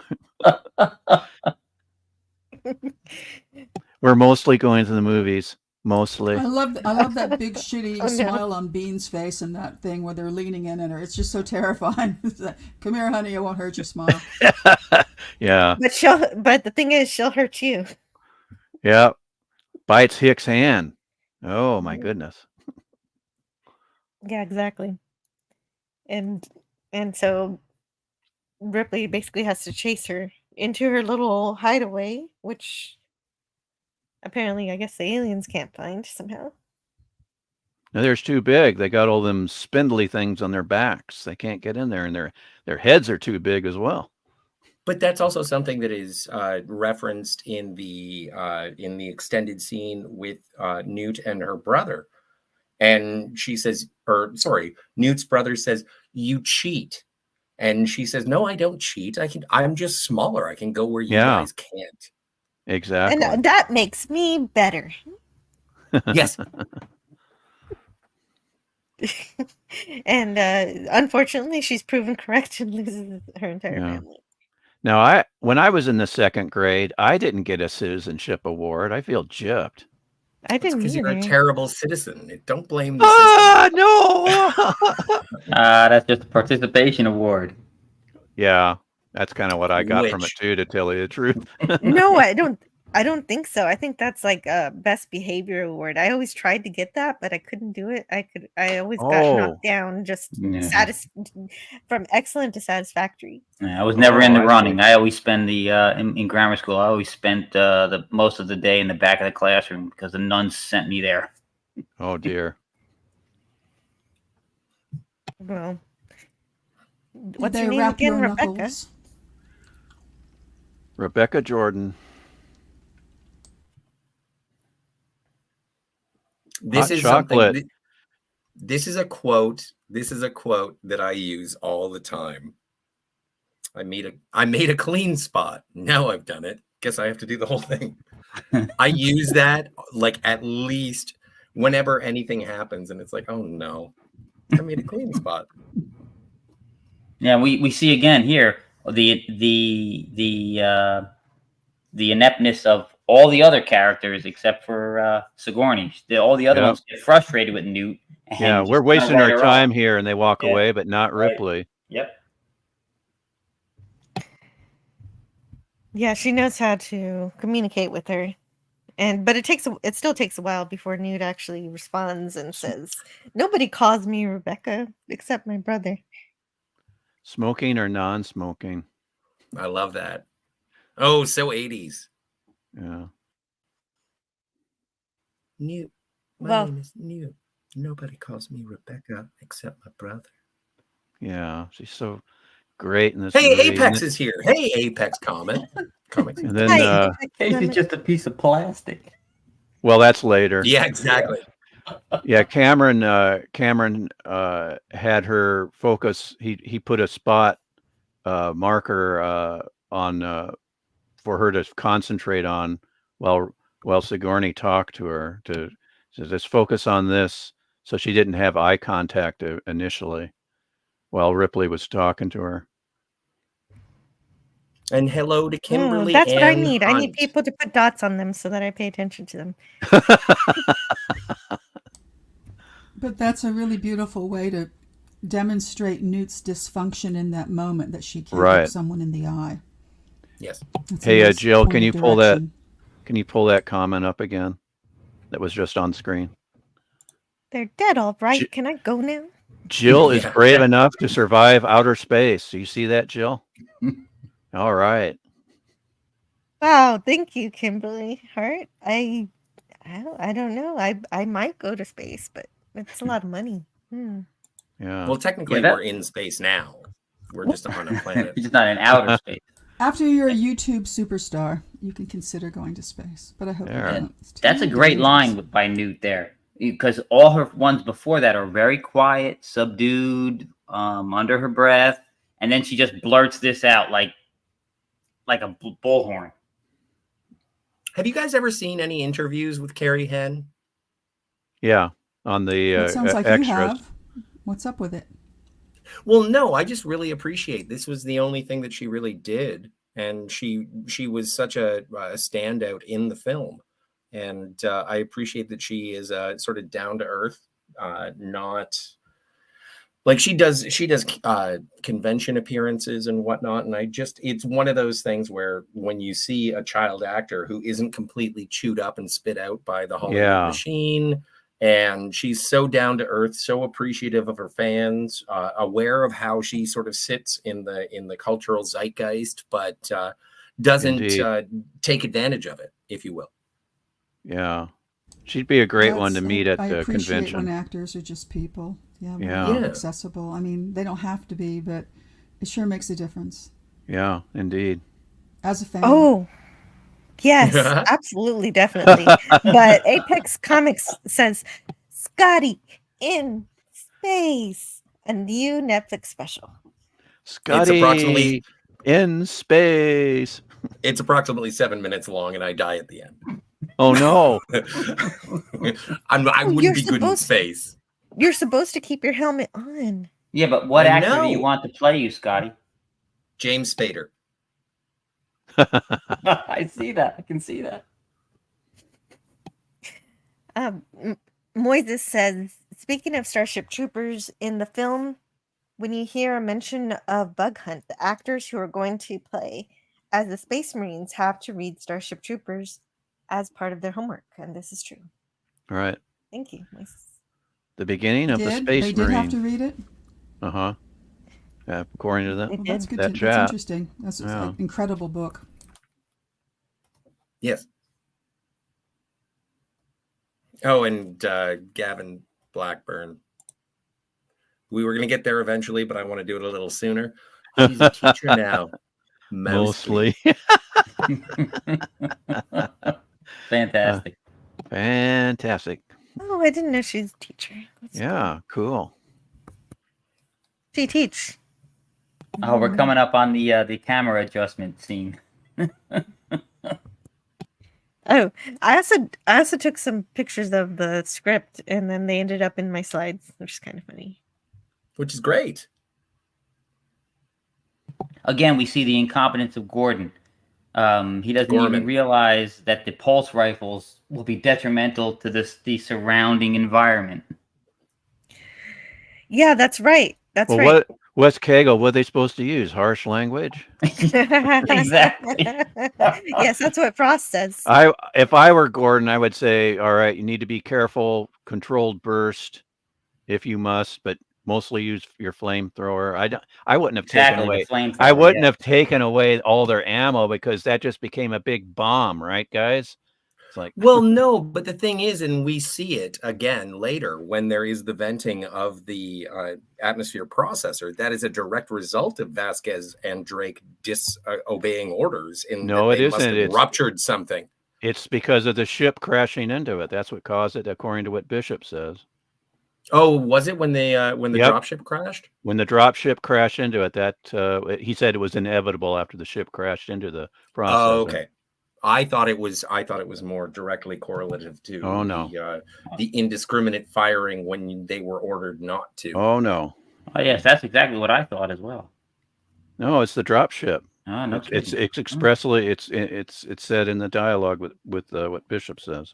Oh, so while we see the POV shots from the cameras on the helmet, one of the first things that I ever learned about this movie when I researched it, and this would have been before IMDb or any of that jazz, is that aside from Hicks, and maybe one more, but aside from Hicks, everybody else, their first initial is the first initial of the actor. So that's why Vasquez J. That's why Hudson W. It is, and Apone A, as pointed out to me earlier in the chat, Al Matthews. They just used the first names of the actors to identify who these people were. James Horner had a sting for when the musical sting for when the actress opens her eyes, and Cameron wasn't sure about that till they actually saw it with an audience, and it's like, yeah, it works. Yeah, how did you guys feel about the chest burster in the from The Colonist. Well, according to James Cameron, his is better than the first one in the movie. Excuse me, the one in the movie, because it's more articulated. I don't know. but it's like, okay, so this one has arms now. All right. But I don't know. No, this one wasn't as fast. The other one runs pretty quick. But of course, they're quick to destroy it. They don't have it. This one didn't have the benefit of Ash saying, "No, don't kill it." What's funny about, and I'm sorry, but it is funny when I complete the story. But it's the first movie chest burster sequence. They had John Hurt sitting upright, and of course they had a whole bunch of stuff from a slaughterhouse fly out of his chest, and most of it hit Veronica Cartwright in the face, and she started throwing up. And it was like, okay, we got to rethink this. It's like, her reaction is the best part of that scene. It was completely real. Yeah. And big shout out to Lisa. Yes, hello to Lisa. Hello, Lisa's here. And also, one of the things in the scene that I liked was how you could see Ripley taking over the role of the mother for Newt by not asking Newt to move away from the screens, showing the dead bodies of cocoons and all of the, the scary things. And Newt now trusts Ripley, and she complies. And so I know a lot about trust and parenthood when children will do what you say, but sometimes they question you. So Newt believes in Ripley already. Yeah, she says go up front, and then she says now, and then Newt goes.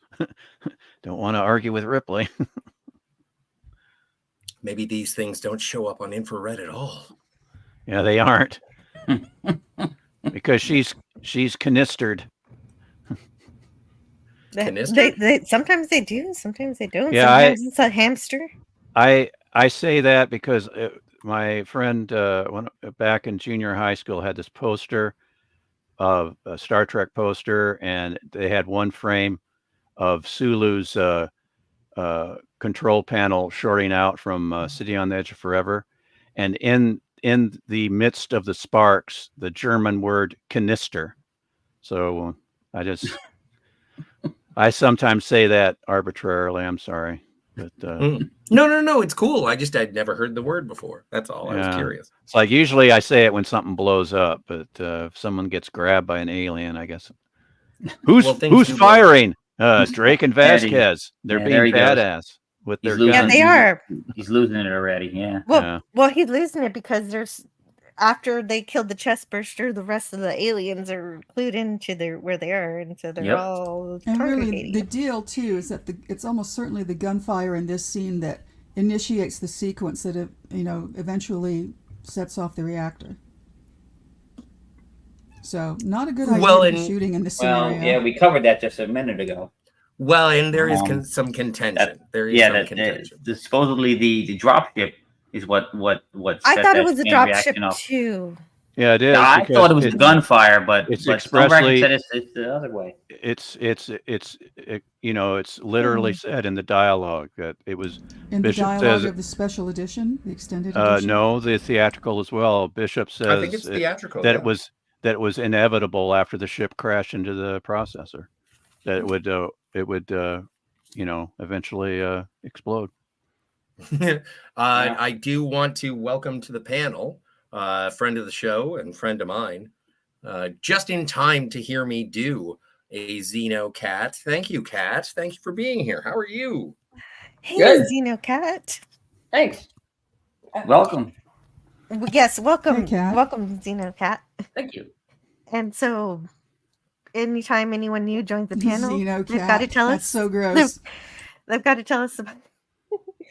Well, they've got to tell us about the first time they've seen aliens and briefly what they think about the movie. I don't remember when I first saw it. It was a long time ago, probably mid '90s. But I know I saw it. Boo! Kick her out. Sorry. I know I saw it. I know I saw it before the original. I liked it. I like the characters. It is a remake of the original film. The plot beat for beat. It's like the same movie, but with action. Yeah. Yes. Which is kind of fun. and I it's kind of like the first one's a horror movie. This one I feel is more of an action sci-fi, which is why it's really fun, and I appreciate that it feels very different and isn't just the same thing again. Yeah. Yeah, the characters in this are just really awesome. Yeah, agreed. It's they go to the same place, but it's not the same story. And they've got a good, huge dose of Newt and a huge dose of Hudson. Oh yeah. Oh yeah, Hudson. Hudson's amazing. Yeah. Well, Yeah. and to tell you where we are right now in the movie, Cat Gorman is frozen. Yeah. Earlier he said that Newt had total brain lock. Now it's his turn to have total Yeah. brain lock. They're cut off. So she's interviewing Newt, and we're not even halfway through the film. You know, we're a little shy. What, 40 minutes in, and you still haven't seen a xenomorph. It's kind of. Oh, I saw one. It grabbed the Chestburster. medic. The one that grabbed the medic came out. The ones in the tube, but you Yeah. haven't seen the full form. No. Yes. It's a beautiful pacing, and you don't miss it. Yeah. See, we have the whole Gorman is our friend and the good guy reinforced again here when he tells Gorman, "You had your chance," and he shoves him to the back, backing Ripley. Well, yeah. Yeah, Well, and that's the Burke. thing. Wait a Yeah. minute. It still does indicate that Burke is a good guy at this point in the film. Right. Yeah, right. But Jill, right. Because as Gorman is attacking Ripley, that's right. Burke is saying, "You've had your chance," and yes, I was about to ask you, Scotty R37, you prepared something for us for the action for this scene. Yes, I did. I had a book report that I had to provide. We'll see how well this goes. Can you get someone with a machine gun from this movie on screen currently? Oh, that's perfect. That's perfect because that's where it ends. Go back to Drake. There we go. Little obscured, but I'm fine with Drake. This is a dramatic reading of what I saw in this film. If I miss anything, I probably did, because I probably did. So, if I may, Jill, I'm going to take that as a yes. Silence is always yes. Hudson announces Always, huh? movement. Yeah, exactly. No, wait, we can't say that. Silence is not consent, ladies and gentlemen. Jill, may I proceed? I'm teasing. I'll be quiet. But please do proceed. No, you're cool, Tiger. Hudson announces movement registering from the motion tracker, and Apone demands a position. Hudson can't lock in, saying there are multiple signals closing. Frost and Hicks sound off that they ain't found shit. Hudson, panicking, says there's something moving and it ain't the squad. Dietrich wonders if they show up on infrared at all after Apone had recommended switching to infrared. She's proven right when one of the beasts emerges from the nest wall and grabs her. As she is yanked upward, she instinctively pulls the trigger on her flame unit and engulfs Frost in the fire. He falls back over a railing and plummets several stories deeper into the nest. Before gravity takes hold, he drops the ammo bag that he was responsible for. You see, it's on fire. And Crow learns that some bullets don't react well to fire. Boom!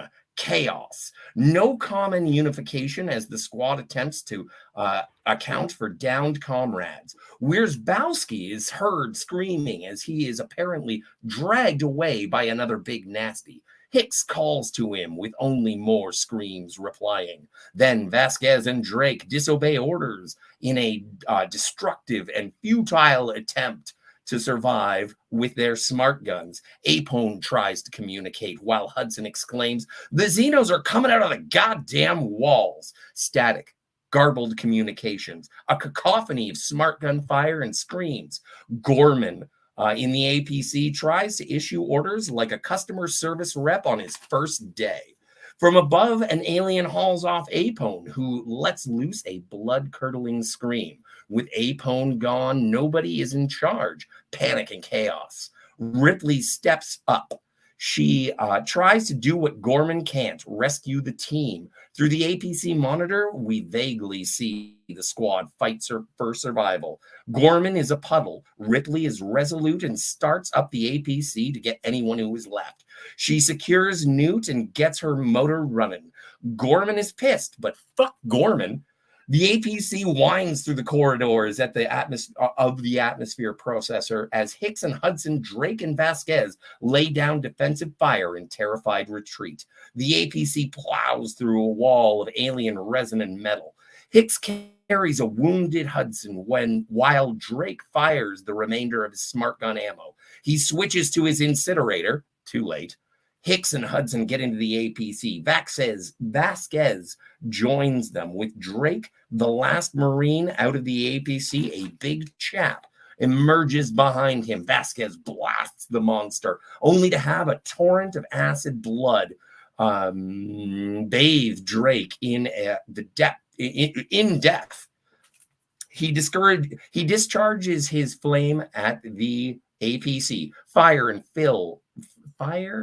fear fill the APC. Gorman and Burke grab extinguishers as another perfect organism pounces at the door. Hicks grabs his shotgun and gives the intruder a mouthful of trick or treat. Acid sprays to Hudson and he screams. The door closes and Ripley lays pedal to metal. Gorman is knocked out. Good. A final nasty is thrown from the APC and crushed with the Kevlar tires.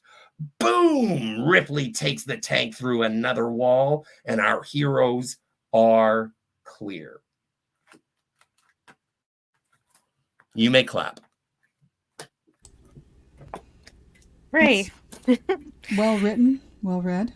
Oh, it is. It is Yeah. very well written. Thank you so much. Very good. Nice. I mean, you get a real feel for the choreography of the whole scene, the motion within the script. That's why I asked. Kind of unusual. That's why I asked, because it's a little difficult for me to write action, and Scotty is really good at that in terms of getting a feel for exactly how, because this is the part of the movie where we lose a lot of our Marines. We do. Yes. There's Yeah, a I lot like of that death. scene you have up there right now. That's where she literally loses the gun turret off the top of the vehicle. Mm-hmm. Yeah. Well, yeah. No, sorry, Joe. No, that's okay. And the other part of the scene I liked was getting the alien was trying to grab for Ripley, and she just braked to get him off and crushes him. And the sound, the squelching, the breaking of the bones. Oh yeah. The score. Yeah. Like, and I know Stone Racket brought up the score as well. James Horner, you will recall being the composer for Star Trek II, The Wrath of Khan. And there are motifs that sort of show up in both films. And I do appreciate definitely.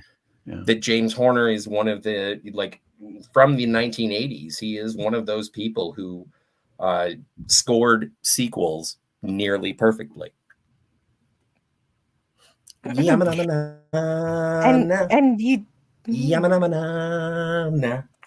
like both that happens in the battle between the Reliant and the Enterprise, and then happens in Aliens Escape. And that crescendo that when they when Ripley tells Bishop to punch it, that whole piece of music, they use that over and over again in so many movie trailers. Oh yeah. Well, it's iconic. The score can definitely make or break a film. Yeah, and this one, it fits just right. But definitely appreciate all of the Star Trek connections. You can hear a composer in all of their work, and I like that. Eugene Bird applauded Scotty's reading, as well as Apex Comics, Franco Walker, and Gavin Blackburn. Also, yeah, great reading, Scotty. Written, directed, and performed by Scotty R37. Thank you so much. Modesty not included. And No. it's okay. But what about Casey? Casey's just just Oh. a piece of plastic. It's just a piece of plastic. Well, what my true concern though is who is taking care of Jonesy? Jonesy stayed behind Oh. his Yeah. little shit or whatever. You call No, him. no.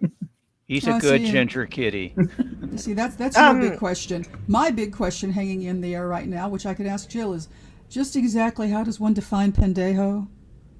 Bendejo. Oh, that's Pendejo. Pendejo. yeah. That's like asswipe. Is that literally what it means? Maricon is a bundle of sticks, and bendejo I think is like I said, a-hole. What Kegel covered it for me. Thank you. Oh, okay. I Yeah, thought it that's had a it. different meaning. Well, What did you there are think it more. There are meant? more than one. Well, I mean, forbear me to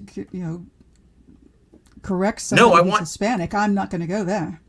No, but I'm just curious. What did you think pendejo meant? Nope. Well, no, I didn't. I'm not gonna go there. Okay, then I won't put you on the spot. I apologize for doing so. Well, I mean, did you think it was a-hole? I didn't know what it meant. I thought it meant like patah, like it was just a foreign language that I will never understand. But then I forgot that it was actually Spanish on Earth.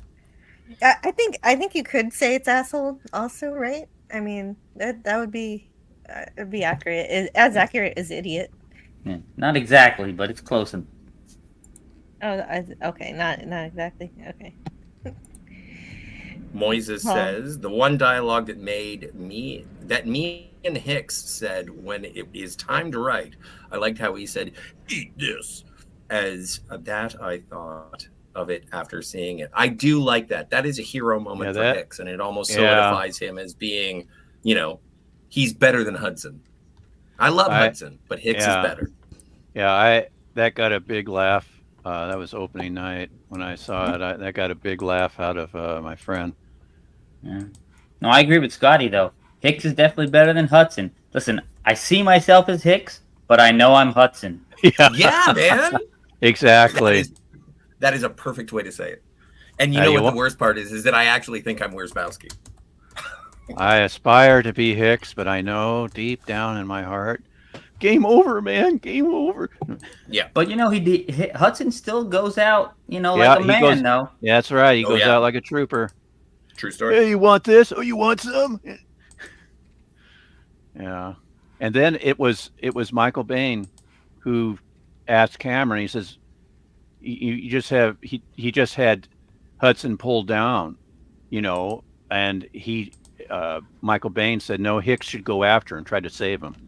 And so that we can thank Michael Biehn for that moment that he tries to do something to rescue Hudson. This ain't happening, man. This ain't happening. Dear Lord Jesus, Dear this ain't Lord, happening. this ain't happening. Yeah, that's me. That's me. Maybe you haven't been keeping up on current events, but we just got our asses kicked, pal. Oh, that's a great line. That's another good one. Now this is where we get the Weasley Company guy. Yeah. They can bill me. You and know then what? this line, this is clearly important. It's like, watch us to exterminate them.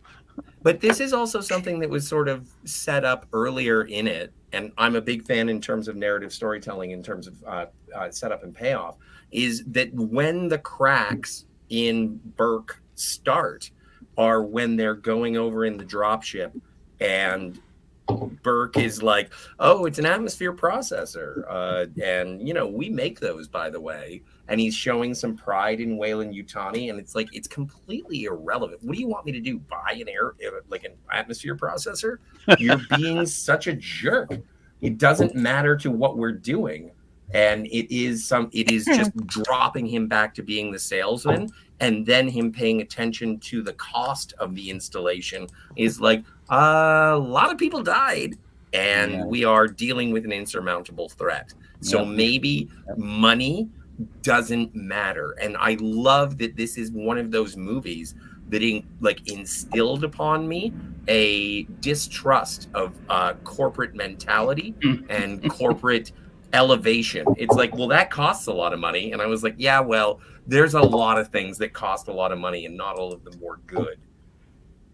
Yep. Did you see this? Precisely. Did you see this before the original, Scott? Yes, I did. Okay. So I was going to say the first one pretty much spells out distrust of corporate. It does, but you don't realize it until towards the end. And this movie, it's all over from the very beginning.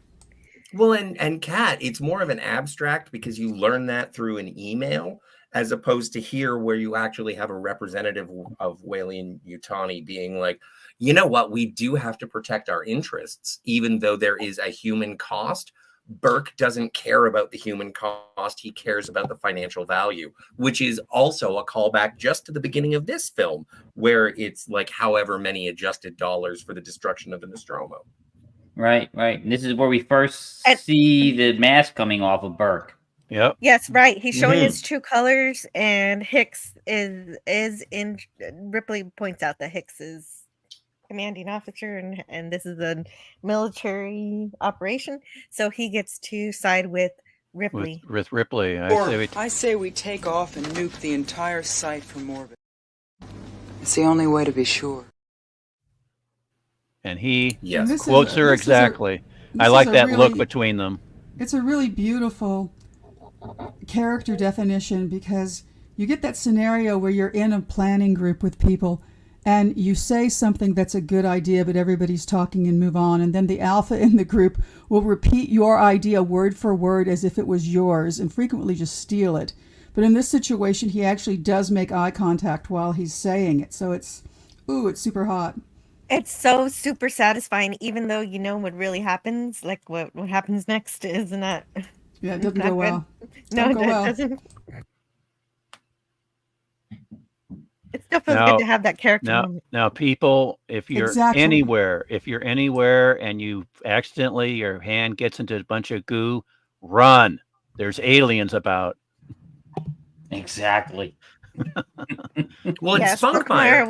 Spunkmeyer, come on. Where's your weapon? You're supposed to have a pulse rifle with you at all times. Well, she went to grab her sidearm, but she couldn't get out in time. Right. But it's Pharaoh's fault. Pharaoh is the one. Spunkmeyer says, hang on a second, there's something back here. And Pharaoh is like, hurry up, Spunkmeyer. Like, let's just go. And that is what the detriment is. Like, that is what makes it so, like, she doesn't go back to investigate. She doesn't do anything. She just says, okay, F it. We got to go. And that is her ultimate demise. Because when she looks back and she's like, Spunkmeyer, where have you been? And then that's when the Xeno gets rid of Pharaoh. And that's why her story is a tragedy. Yeah, more of a stupidity, but I understand where you're coming tragedy is because you are hoisted by your own petard. It's your I love actions that have led to the terrible end. You love Picard? Well, and that's a only that's season a problem. 3. When you're a leader, you have to make sure to listen as much as tell people what to do. You got to listen to what's actually going on, and it seemed like a case where she was just ignoring what he was saying. I agree with Lisa here. With a name like Spunkmeyer, you're a goner. Face, neck, and chest. Yeah, what kind of name is that, really? Yeah, I thought it's regional. It's basically he's a dead man. He's like a. But I do. Yeah, this is an incredible piece of like rear projection special effects in camera. They've done the miniatures in the background projected behind with a foreground of the alien landscape. It's front projection. Well, okay, you're the doc, but I'm just saying it's amazing what they were able to do in 1986 to make this look realistic, and the performances that back it up. Like this is 2-plate special effect construction that sells the movie. The performances sell the movie, the miniatures sell the movie, and this crash is amazing. Yeah, this is another connection, real quick, Scotty, with the front projection system. This is another connection to Kubrick's 2001 because they used the same reflective material made by 3M for the screen, and it reflects directly back into the camera, so that the actor's shadow is covered by the actor themselves. So there's no risk of that with that special material, reflective material. Oh, good news. Okay. Well, that's good. That's good stuff. You don't have to be sorry. It wasn't your fault. That's it, man. Game over, man. It's game over. Most quoted line of the movie. Yeah, but preceded by Newt. They're so sweet and quiet the way she's saying that. It's like, Yeah, it wasn't your fault. Yeah. I included that just because I had a stronger reaction to it. She's just so sweet. It's very she's so sweet. Well, and they just mostly in come at night. Mostly. Okay. Yep. So I have a request. I have a request from everyone in the panel. Can everyone say mostly? Jill, you go first. Mostly. Tiger? What we going for? An impression here? Yes. Mostly. Stone Racket? Mostly. Cat? Mostly. Cat wins. You sound like a bored barista.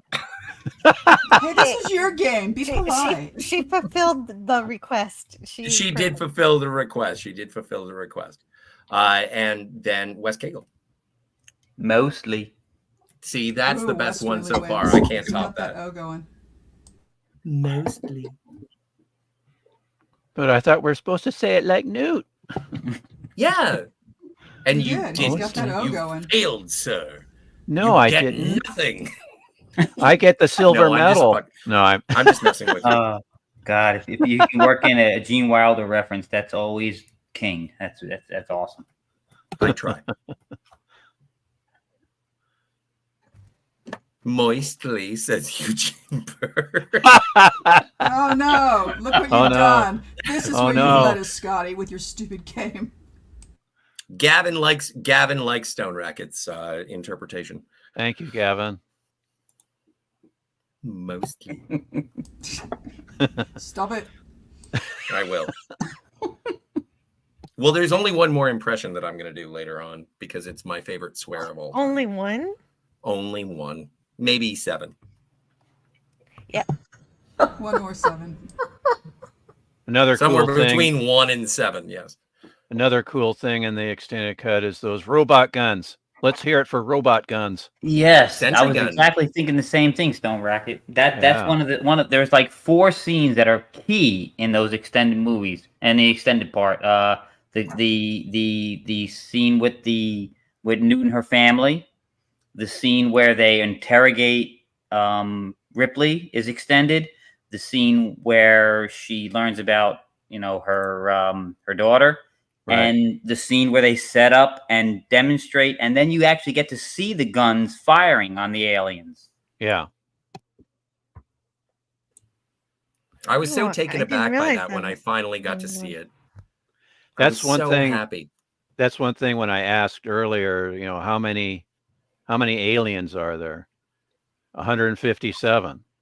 So, you'd think that it was thousands that they were fighting with all those guns blasting so many and then so many more. It's like, well, wait a minute, how many exactly do they? Well, it's like 157 is the max.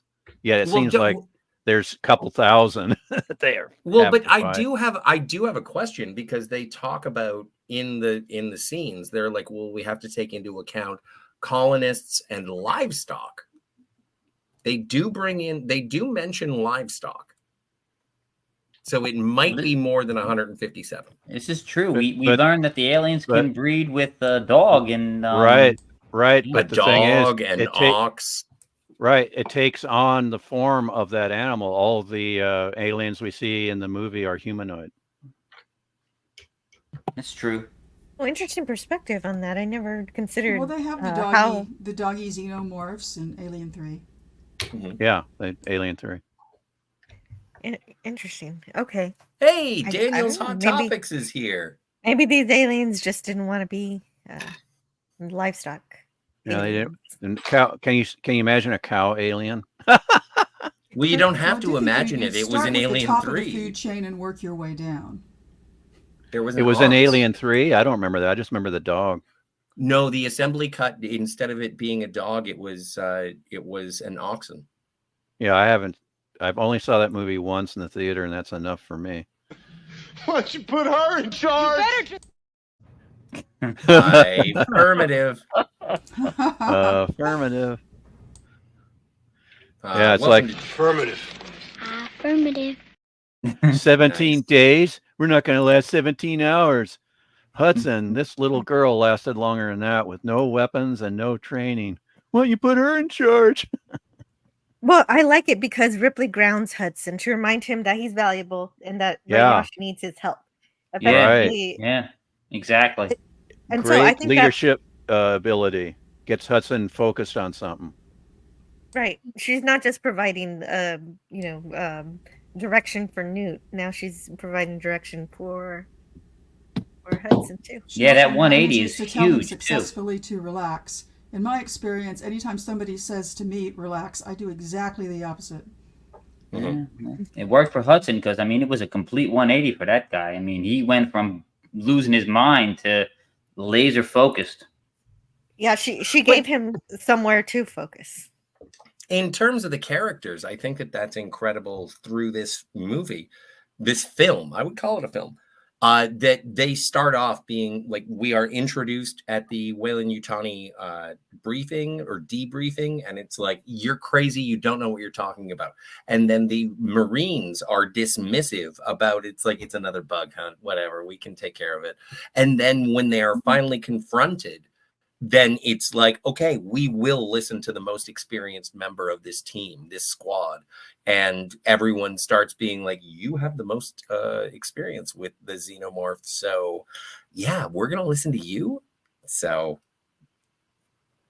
I love that progression of people disbelieving in Ripley. And then they finally realize that she's the only one who knows what's going on. Exactly. Mark Harkness said earlier, the thing is that all these Marines respect actions. When she first shows up, Ripley is an outsider, but her actions carry more weight than Gorman's confused orders or Burke's company line. Oh, perfectly said. Mark Harkness for the win. Yeah, well said. Yeah. Yeah. Gold star. We're giving you chocolate. Oh, and You get the we chat missed Rob Wright. Hey, Rob Wright. He's off to see Alien Romulus, and he'll have an instant reaction and spoiler-free review on his channel later. And he says to have a great day and a great Don't weekend. forget. Yeah. Don't forget to subscribe to Rob Wright. Rob Wright. And hey, look, it's UK Danger Man repairs and also reviews. He reviews and he repairs. And I know he likes to also stream a little later on Fridays. Hello, but if you UK did want to Danger give Man? did you want to give Mark Harkness chocolate? Yeah, but it's gonna melt. It's gonna melt Oh. in the United States Postal Service. So I don't know. It's just gonna be like a So, puddle of goo that comes in an What? envelope. So UK Danger Man Repairs he seems to be a good friend of Wes Cagle. He says hi, West. Oh well, I saw him enter the chat, so I said hello to him. Oh, there you go. Okay. Oh yeah, Daniel's Hot Topics. Hey, why don't you put her in charge? Why is he so angry? I wondered. I guess he was going scared because he knew the whole base was going to blow up. Well, they don't think know that just yet. They don't know that Yeah, yet. they don't know that yet. They don't know that yet because the rescue is going to come in 17 days, and once they find out that Yeah. the crashed ship is going to blow everything to smithereens, they only have 4 hours left. Well, and this is such a, like, in terms of building tension for this film, because we're on a planet, we have a much larger geography as opposed to being trapped in a spaceship as we were in Alien. Like, we have so much more geography, but we don't know how the alien can infiltrate. And they do have to figure out where they're going, how they're going to get there. It's like, it is really amazing. It's still claustrophobic, even though you've expanded the space in which everyone can defend themselves. So, Scotty, on Yes. that note of defending yourself, what do you do when you are going to try to fight off the aliens in a similar kind of space? Well, what they do here is they block off the No, path. I'm asking Scotty. What did we learn in this movie that you must do? Remove the ceiling tiles. Exactly. No, but this is and I understand, and this is something I'm going to hop in and cut in here very fast. The Please. original version that I watched last night had a really beautiful title sequence of just, as many little sort of egg shapes as there are letters in the word alien, but they kind of come through slats. So it's just kind of a little bit of a teaser as to, that aspect of the aliens on the station. It's just very subtle. Well observed. That was beautiful. Yeah. Well, and the thing is that I'm not going to stand up and say that I would defeat the aliens. What's going to happen to me in this particular situation is that I'm not going to watch my six. I'm going to do my best. And I'm saying my best case scenario, if I'm not dragged away by a xenomorph to the hive to be face hugged, I will indiscriminately use a pulse rifle and I will shoot the alien, and then I'm doused in acid and die. So there is no, like, I'm not going to overestimate my abilities in this particular situation, because I think no matter what, I'm going to die. Well, we use a deck of cards. Nice. Affirmative. Affirmative. Affirmative. I like how Newt can't quite see the readout there, and then Hicks gets her up on there, so she's actually sitting on the side there. Yeah, and that was so smart too, because that kid's got real knowledge. Yeah. Well, and just to jump in just briefly, memory, muscle memory. It's not just a map for her. But just to jump in, yeah, just like how squirrels memorize trees. That's how she knows the ducks. Yeah. I think that one of the most touching sort of situations, and probably informs the relationship between Ripley and Hicks, Ellen and Dwayne, is when they're laying out all their ammunition and they have the grenades. And again, it's set up and payoff is that Hicks says to Newt, "Don't touch that, honey. It's dangerous." And then we actually see how dangerous it is to hold one of those grenades when Vasquez and Gorman blow up. And the Gorman redemption scene, right? Yes. Good storytelling, so tight. Also, speaking of the grenades, when Ripley asks about the pulse rifle, she goes, "What's this?" That's, he talks about it's the grenade launcher. We won't discuss that. And she's like, "Well, you started this. Show me everything." Another payoff. I know how to handle myself. And then says, I've kind of noticed that. Very important. Yeah. Thanks, Scotty. And how later on, she not only just takes the pulse rifle, she actually duct tapes the other weapon to it. The flamethrower. The flashlight. And the flashlight there, too. It really a Rambo-like scene, which is interesting. All right. I apologize. Ripley. Oh. I do have to interrupt this lovely conversation about 1986's Aliens, just to placate Gavin Blackburn and my selfishness. Gavin Blackburn says, "Remember, Scotty, the 1/6 Gen doll is just a piece of plastic." Thank you for reminding me, Gavin, because if anyone in the chat wants to buy me the She-Hulk hot toy, I am looking forward to it. You know what, Kat? You and your Lego can stand outside while I do my plug. You have been pushing this She-Hulk thing for like a couple months now. It's time to stop. And I'm not going to stop until it is in my mailbox. Anyway, I think that I've been told to shut up. I'll see you guys in the future. We have been trying to tell you to shut up, but it doesn't work. So we keep inviting refuse. you back. I will not be censored. I agree with Kat. Yeah, I know. Meow. Anyway, I just wanted to, don't worry, I'm not going to bring it up again. I just wanted to bring it up now. If you want to go over to Scotty R37 on X, you can send me a She-Hulk doll as soon as they start making them.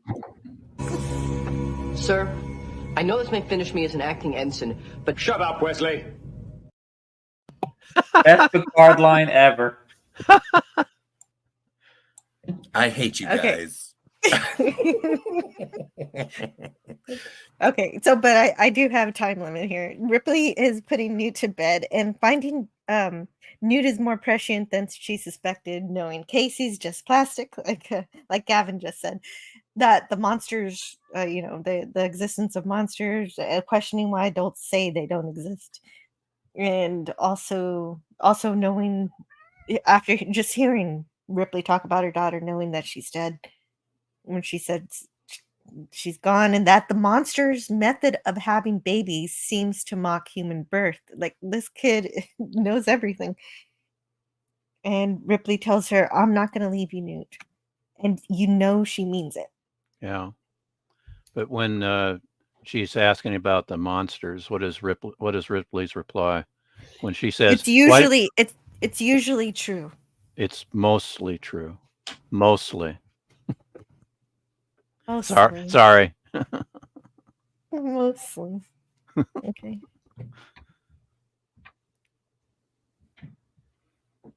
Oh yeah, and she promises she's got the baby monitor on her. So there's the camera. Yep. There's the camera. But I don't know if a camera can stop a xenomorph, but it seems to satisfy the situation. Well, it could if it realizes it's on camera. It's like, what? I'm on camera? You mean people can see me? No. Hey, Sorry. maybe xenomorphs get shy. That would be interesting to find out. I'm sorry. Extreme silliness. That's my bag. And so they finally put things together that there has to be a queen. Another mother must be laying all these eggs. No, that's not exactly what Bishop says. Not in the version I saw. Well, he's sort of not. He's very non-specific in the same way that Ash was non-specific in the first film. It does give me a little frisson of terror because he's not.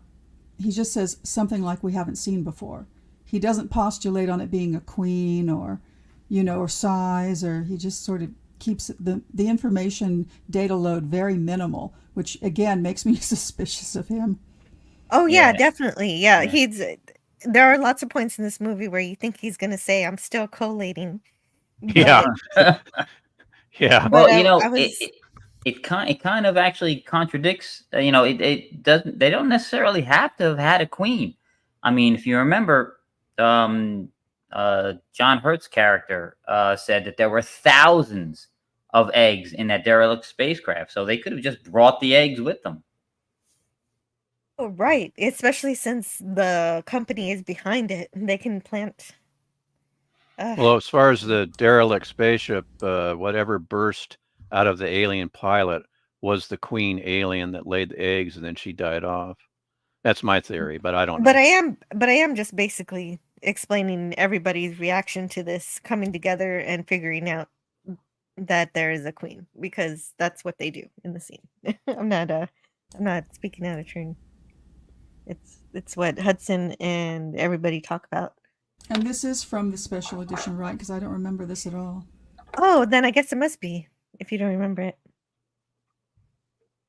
See, that's why I'm glad that you didn't watch the special edition, so I get to know the precise differences between the two. Thank you. Yeah. I've seen an extended version, but I don't remember this scene where they're talking about a queen itself. So there must be two different extended movies.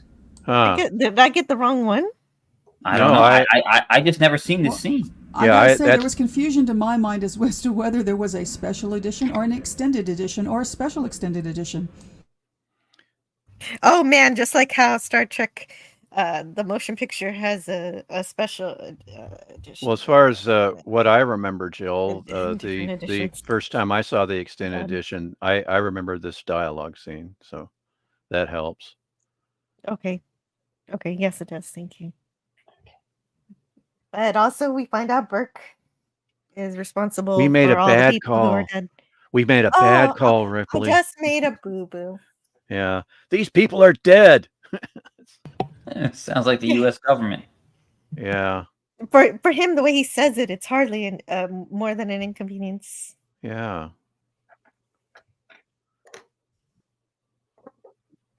And so that's what we find out here. He's the one who sent the colonists to their deaths. To make himself rich, that's all he wants, and he wants Ripley to be rich too. Why don't you join me in, doing this plan that I have? We'll be set for See- life. Right, exactly. But Ripley instead threatens to expose him. Yeah, doesn't he say something about, Mhm. if we don't take command of this situation right now, everybody's going to come in and nobody gets credit or nobody profits. So Right. we need to do this. Right. Exactly. It's all about the greenbacks with Burke. And these sentries are fun. They run out of ammo pretty quickly though with the aliens. Yeah, I wish they had 8 of them. Right? No. Yeah, they need more. Yeah, well, they lost everything they had in the drop. Yeah, I ship. know. I know. This is where they find out that because of the shuttle crash, it's going to mimic the shuttle crash is going to mimic a thermonuclear weapon in 4 hours. How many megatons, Jill? Megatons. 40. Oh, 40 megatons. Oh, not, thank you. Not quite as big as the Tsar Bomba. The only thing that I remembered is that Bishop is going to crawl through the piping to reach the transmitter so that they can remotely pilot another shuttle that's on the Sulaco. Yeah, right. Bishop should go, man. Bishop Yeah. should go. Yeah, he's the only one that's qualified to pilot, so pilot Makes the sense. drop ship. So It's logical, but he also says, "I'm Yeah. not. I might be an android, but I'm not stupid." I may be synthetic, but I'm not stupid. And then he kind of has that strange smile, and then of course Cameron explains that he just realized he made a joke for the first time. Oh, was that his first joke? I didn't. Well, that's kind of the way Hendrickson played it, because Cameron asked him, "Well, why did you do that?" Oh, well, this is his first time he made a joke. Precious. So Some of Newt the- isn't the only child in this movie. Yeah, in a And way, I do appreciate how Hicks actually does step up to his role of leader of the squad. And it's like, Yeah. we all got to Do stay you- frosty. I know we're strung Yeah. out. Do you use that in real life? Stay frosty. All the time. Because Yeah, he does. after this movie, my friends and I were always saying that, stay frosty. No, I use that. That is another quote from this movie that I use all the time. Stay frosty. And it jumped How out about- at me. I was like, "Hey, that's the thing Scotty says." How but now I know why. let's rock? No, I never say that. Yeah, I No, I say let's DJ. jazz. That's DJ. That's DJ Play Nice. DJ Play Nice. Yeah, says I know. That's what it reminds me of. The first time he was doing that in the chat, I went, "Wow, that's Vasquez and aliens." And this is one of those things that shows up in the novelization as well, is that when Bishop is crawling through that access tube, there is something in the novelization where the aliens sort of punch through the pipe that he's crawling through, and they take no interest in Bishop at all because he's synthetic. Yeah, he's synthetic. Yeah, there's nothing to implant. Interesting. That's what makes it surprising later when it looks like he's getting a chest burst. Oh, no. Yeah, and Well, again yeah. again to repeat that when I was giving a presentation in grad school, a doctorate candidate who was in that same class who taught documentary film, his name was Dana. He asked me, he goes, "Well, how did the alien get inside the android?" And I just kind of went, "What?" And he goes, "Yeah, what are you talking about?" Well, I said that was the alien queen's tail, and she impaled him on her tail. Oh, well, I kept my eyes closed during most of that, and I'm like, this is an adult talking to fellow adults in a grad school class, a graduate level class, and he admitted that out loud, and I'm like, what? I covered my eyes. It was so I covered my scary. eyes. I didn't want to watch the scary stuff. You're talking about college kids. They're not adults. I'm talking. No, Yeah, fair enough. This guy had gray hair. He was he taught documentary film class, and that's so strange considering just all weird. of the But the horrific thing is, reality when I did that would be presented by documentary film. And it is the fictional fake thing that he's like, oh no, I don't like seeing puppets. Well, he was also among the group of graduates that listened to in the same class as film and technology. Listened to my 2001: A Space Odyssey presentation, and they didn't understand how radio waves worked because they go, well, what's when they grab their helmets, what is it? Sound can't travel. And I said, it's radio waves. It doesn't need air to travel. And they're like, they just didn't listen to me. And I said, remember the astronauts on the moon and how the president talked to them? How do you think that happened? Magic. It wasn't a long cable. It's kind of, radio waves are kind of slow though, because, that's why subspace is so much faster. Well, of course. Well, we never landed on the moon anyway, so. Oh. Kidding. Yeah, Stanley Kubrick directed all of that. No. I thought it was Roger Corman. Or Roger Corman. Jill, before we move on, I'm just curious, what is your time appreciation? My time? I'm going to get through the movie.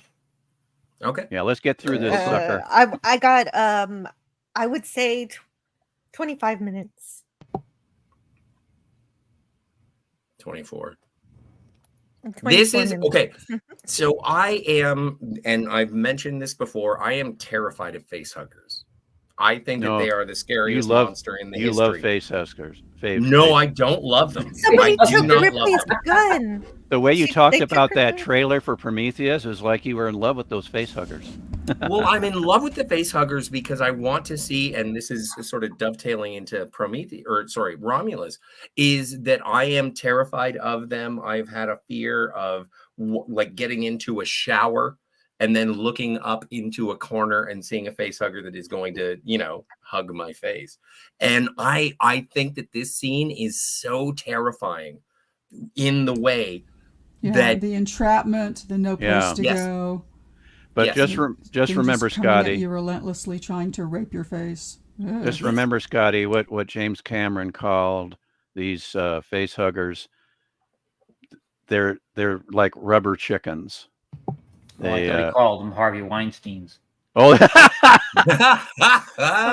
that's more accurate. That's a better one. Yeah, there you go. They're Weinsteins. This scene is extremely scary. It also reminds me later on in Jurassic Park with the kids and the velociraptors. It's similar kind of feeling. Mm-hmm. And the steel tables in the kitchen. Yeah, I can see. Yeah. This is also where smoking saves Ripley's life. She's got a lighter. She's got a Bic lighter, or whatever. Bic butane. It's remember probably the cricket. Remember the cricket lighters? Anybody? The cricket click it? No, the cricket butane lighters. Yeah.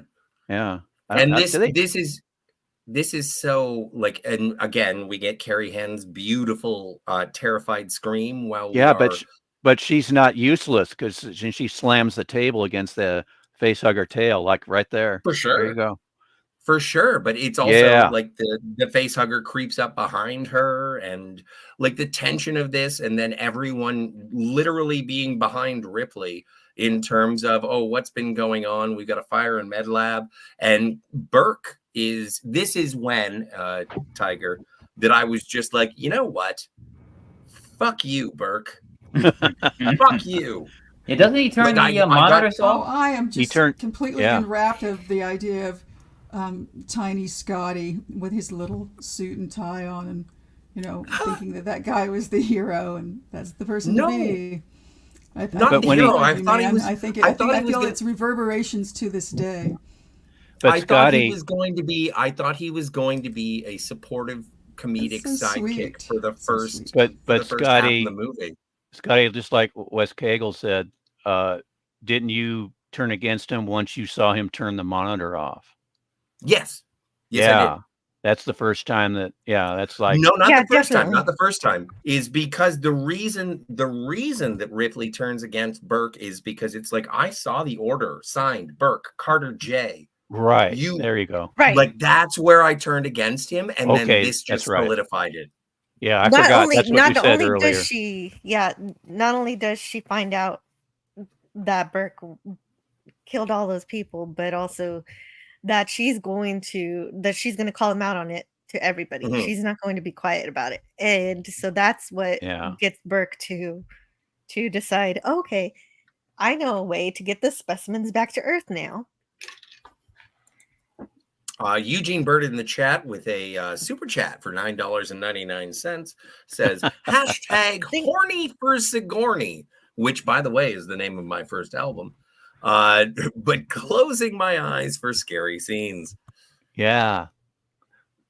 Thank you, Scotty, for finding that super chat for me. I'm kind of trying to get through the movie. So could you find a clip for Eugene Bird for me that you like?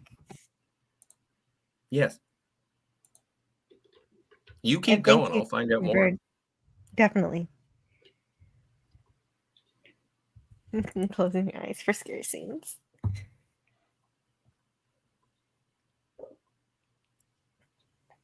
And so she calls it out that it was Burke. Burke, cough. It was Burke. Your dog meat, pal.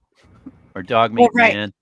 And not only do they find out that Burke was trying to kill Newt and Ripley, but also all of them. That way he can tell whatever story he wants and also get all the money he needs. Even more important, embryos. He was going to off everybody. This is also for Stone Racket, but also for Eugene Bird. I just wanted to say. Oh, it's furry.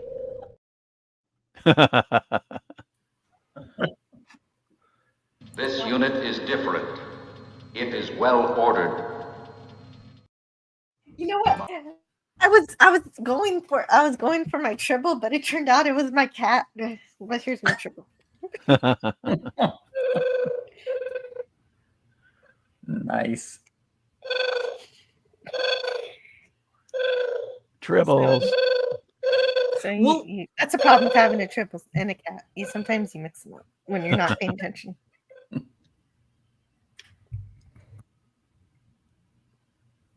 And thank you, Scotty. That was perfect. Sweet. And they cut the power. Yeah. But they're animals. Hudson again. My cats are always cutting the power on me. No. Well, but this is the thing that really sort of ups the ante in terms of, because when I watched this initially, I thought that the aliens were animals. They were nothing but rabid dogs that were going to tear you apart. And it's a throwaway line. You don't anticipate it as being anything except for the fact that, they do have intelligence. There is intelligence in the xenomorphs. Oh yeah. Yeah, I think that comes through and it's not the best. It's a little bit better than 3 in my opinion, but Alien Resurrection, there's a scene where they're trapped in their little cells, and in order to escape, one agrees to sacrifice himself and the others kill it, to let the acid spill out so they can get out of the containment area. I mean, that's actual good thinking. Yes, yeah, it's problem solving, but also I do enjoy in this movie where it's like, I don't know who's worse, Burke, us or them, because you don't see them fucking each other over for a goddamn percentage.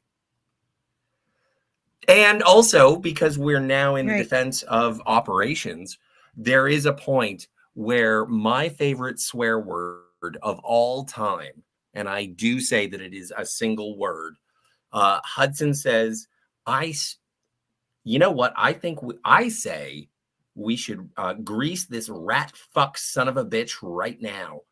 And to this day, I do not think I have heard a better swear word than rat fuck son of a bitch. Mhm. That's a good one.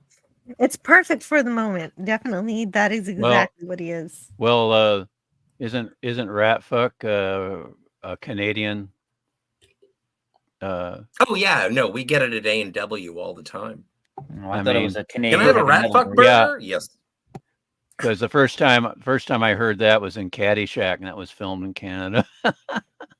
What? That's a variation on bug fuck, isn't it? I've never heard anyone say bug fuck. Yeah, I've never heard that. But welcome to the swears portion of the show, everybody. Depends on where you're, what region of the country you're from and whatnot. I guess I don't know. It's very prevalent in Nunavut.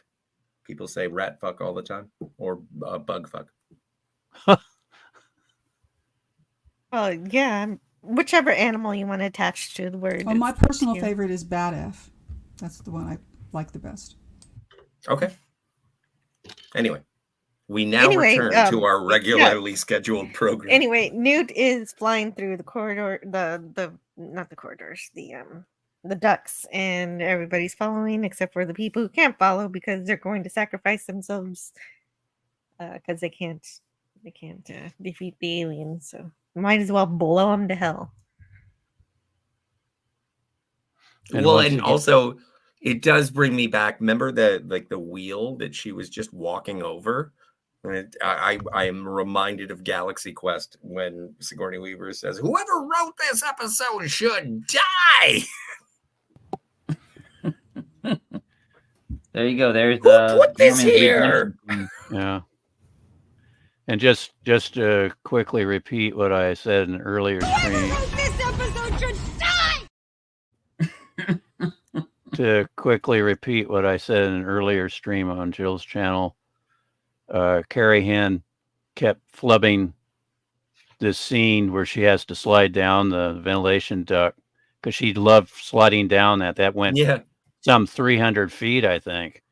It was just a great slide for her. And I think and so she just kept doing it. And then when Cameron figured out what she's doing, he said, "No, get the scene right. And you can slide down this thing as much as you want."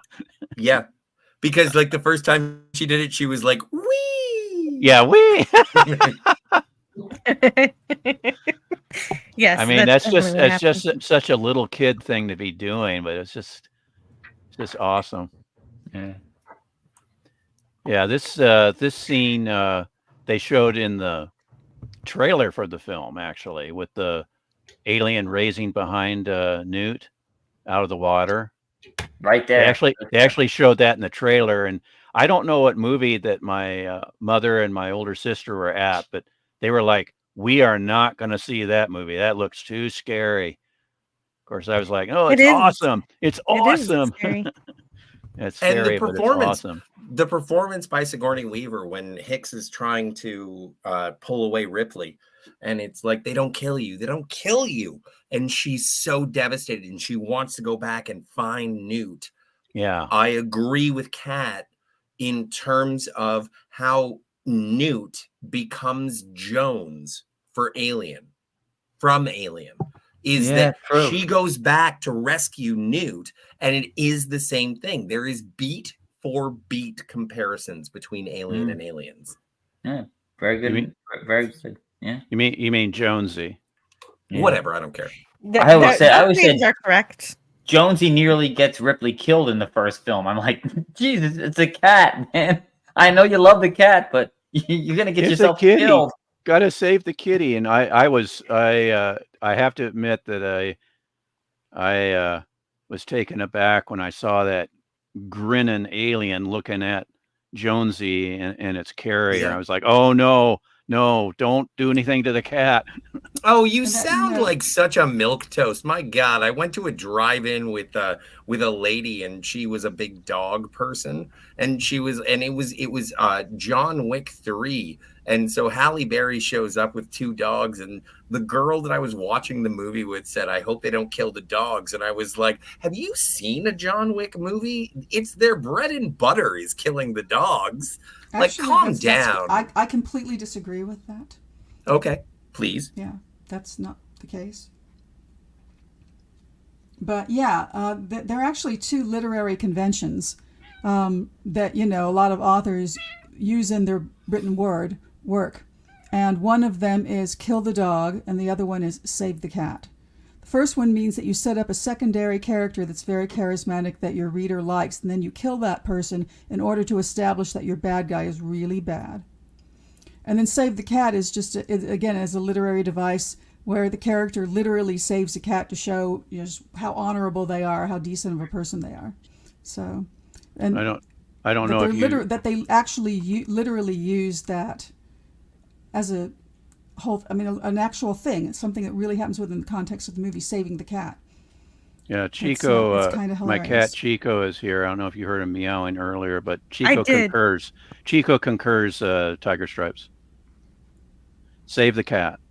Yeah. Well, I did hear the arguing. There are two kinds of people in the world. There are people who don't mind the death of cats, and then there are pussies. Well, and There are two kinds of people in the world: those that love cats, and the others are complete and Who total don't have assholes. a heart. Oh, I that told don't you have a heart. already I don't have a heart. Calm down. Hey. Some of us love cats. We have cats, but you know what? I'm not going back for Jonesy, man. I'm getting on the shuttle.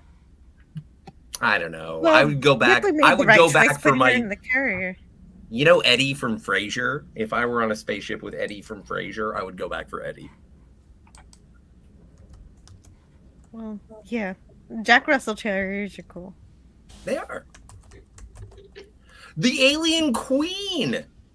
Yeah, I let's love hear. this, which actually does sort of narratively express the intelligence of the aliens, not only individually with the Queen, but also how the Alien Queen does have some sort of communication with the drones and warriors, and it's like, no, please don't go and attack the woman who is trying to kill my children.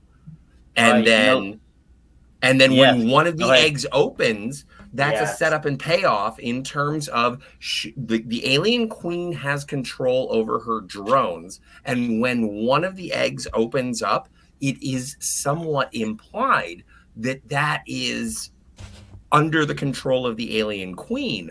And when Ripley sort of looks and says, "Oh, you had to, didn't you?" And then she lets loose fire. Yeah, right. And the thing is, Ripley didn't really have to do that because everything was going to blow up anyway. But I in, don't in remember another that sense, line. she does have to. That might be another disparity. I don't remember that line. This right here, this to me is the best scene in the movie because you've got everything coming down around her ears and everything. And then, you know, Bishop rides to the rescue. I mean, it's like the cavalry, man. It is classic Western. Classic. Yes. Well, And and the you're afraid for a moment that Bishop isn't going to come back because Right. he's gone. Well, and also, like, even Ripley says, "Damn you, Bishop." this with the Queen alien, the elevator, that's a big cheat that I noticed. I said that's too big to fit in there, and yes, it was. It was too big, and the back of the elevator is taken out, and it's just a black curtain, so she actually couldn't fit in there. But that's a cheat. But we can go with it. Oh, I have to. It's everybody. I have to cover my eyes. I can't watch this. I do want to say that one of my favorite special effects of all time is the dropship taking off from LV-426 and the mushroom cloud of the explosion from the atmosphere processor. And Scotty is one of the best special effects I've ever seen in my entire life. And Scotty, that special effect was achieved with cotton and a very bright light bulb. Nice. Yeah. And then we do have Queen takes Bishop. Nice little chess joke. Well, the thing is that whole scene with Bishop getting torn in two, they had to do that over and over and over. And then also when he drops, the dummy just kept flopping in all these stupid positions, and it took them a while before it dropped correctly for them. I also like where Bishop saves Newt. Newt, yes. Yeah. Yeah. And even Newt knows in like narratively within the moment, she calls to Bishop because Newt trusts Bishop.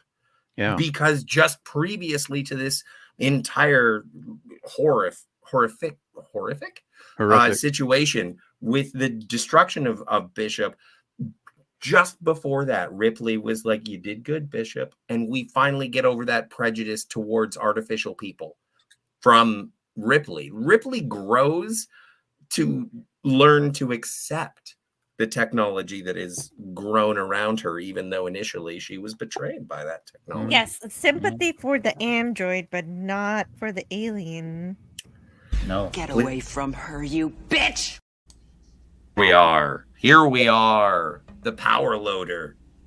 Yep.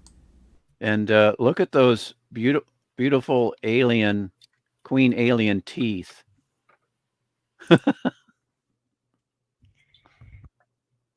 Those translucent teeth. And she's got really cool. She's doing this out of sheer anger, and she's got nothing to lose. Yeah. Hello, Brother Johnny, who says, I want a smashed Bishop replica. Hot Toys coming 1 year from now.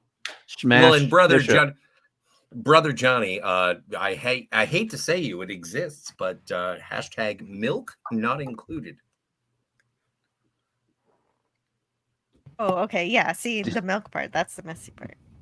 Yes. And this is you have to provide your own milk. Just how strong is Ripley? She can hang on to that ladder with one arm, pull a lever, while a several-ton Queen alien is hanging on her foot. Airlocks are the best way to get rid of aliens. Yeah. Here we are again. We saw that in Enterprise.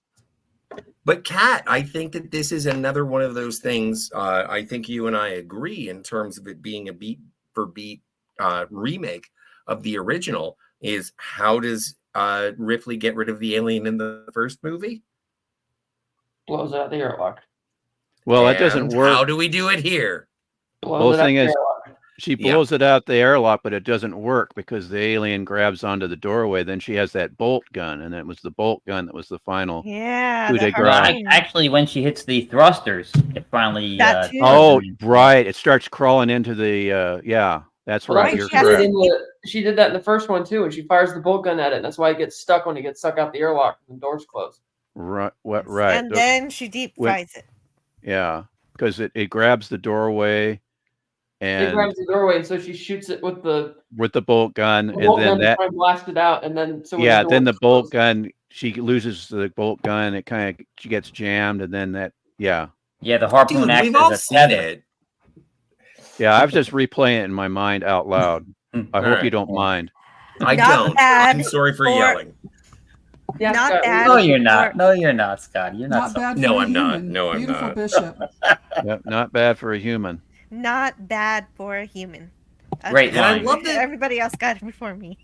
I love the Sorry, I digital. was trying to get the guys to pipe down. Well, Thought I'd take a shot. They're excited, and they can't hear me. Yes. I do like the synthetic warble that is introduced to Bishop at the end when he says, "Not bad for a human," kind of thing. But also Newt calls Ripley mommy. Well, that's right. Yes. I was just going to say that, Jill. She goes, "Mommy." You And know, then, this scene. Oh, I'm sorry, Stormrack. Go ahead. and not only is Ripley a great leader, a great mother, she's also a great doctor because she patched up Hicks as well as Bishop. That's not true.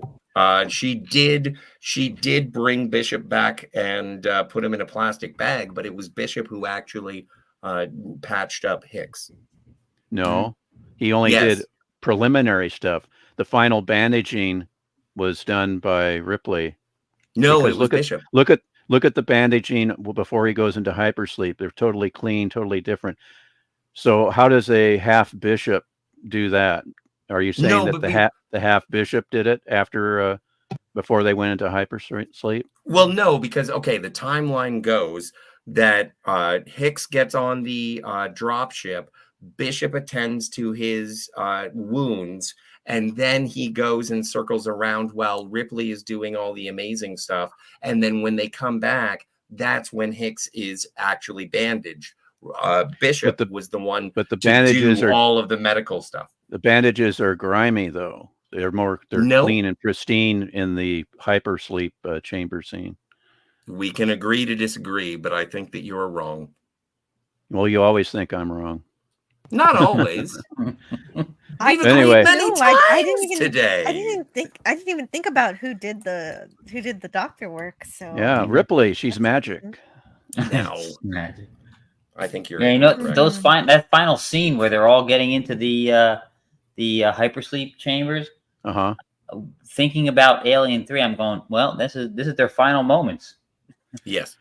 Well, since I only exactly. accept the first two movies as canon in my own little head, Oh I my just say that God. they all live happily ever after. Yeah, and they all go to Earth and they settle down. And they stop fighting Bishop aliens. gets all nice and repaired, and it becomes Uncle Bishop to Newt, and You naive Dwayne- monkey who doesn't Dwayne- pay attention Dwayne to and- the themes of the films. Dwayne and Ellen get married and adopt Newt, and they live happily ever after on Earth. Yeah. All right, end. then fine. If they're all going to Earth, is that the Earth that you see at the end of Alien Resurrection? Because that's not We a place don't- I want to go to. Right. Oh, see, I haven't seen Alien Resurrection, so I Neither forget there's, have I. prequel. My viewing experience ends with Alien 3, See, that makes me happier. which But I reject outright. there, But there is still the evidence the Earth in my mind is a happy place. there's still evidence in You this childish movie that Earth monkey. is not such a great place because Wayland I is making am a better cat, worlds. not a monkey. Well, So since Wayland is making better worlds, then that might indicate that Earth is not so great. Well, yeah, at the end of Alien Resurrection, you see them at Earth, Ripley and Winona Ryder's character, and it is a post-apocalyptic wasteland. It is not pleasant. Well, and also it was a Okay, so deleted we can scene, find a so better technically planet. that's not canon. All of Started it's not with this canon thing. in my little furry brain. Yeah, it's a lot simpler when you just have the two movies. Snorapupus Cuber says, I agree to be disagreeable. Me too. And Jill, explain Snortopupus's last name. Snortopupus's last name? Cuber? I don't. You know, piece of trivia. I don't know. I didn't know. Yeah. Why No, is it always a pop quiz? If you know the thing, just say the thing. Snortopupus please. Q Bear. It's his way of saying bear. Okay. Yeah, that's what I thought. But yeah, I was okay, just like, you got it. It's I was cute. just thinking it might have been something else. Like 'cause I never really asked him. Every time I see his name, I think of what my mother told me about my older brother when he first saw the bears at I Yellowstone. always liked him better than you. Will you can you just go through a live stream without there's- interrupting me and insulting me? Shut the front door, sir. You've been interrupting me all day, and I just made a joke. Please continue.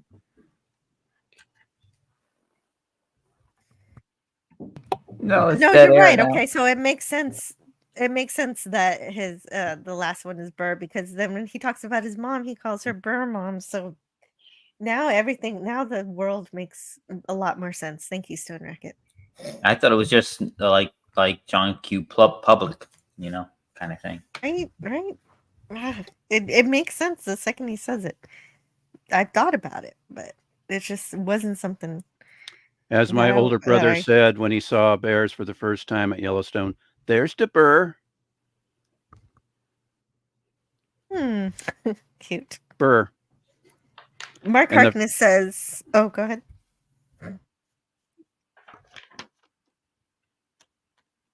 Alien Resurrection with Sigourney Weaver as Yelp Bear, because all of her actions are inverted from how Ripley would behave. Oh, yes. Wow. Good one. That makes me not want to see that movie.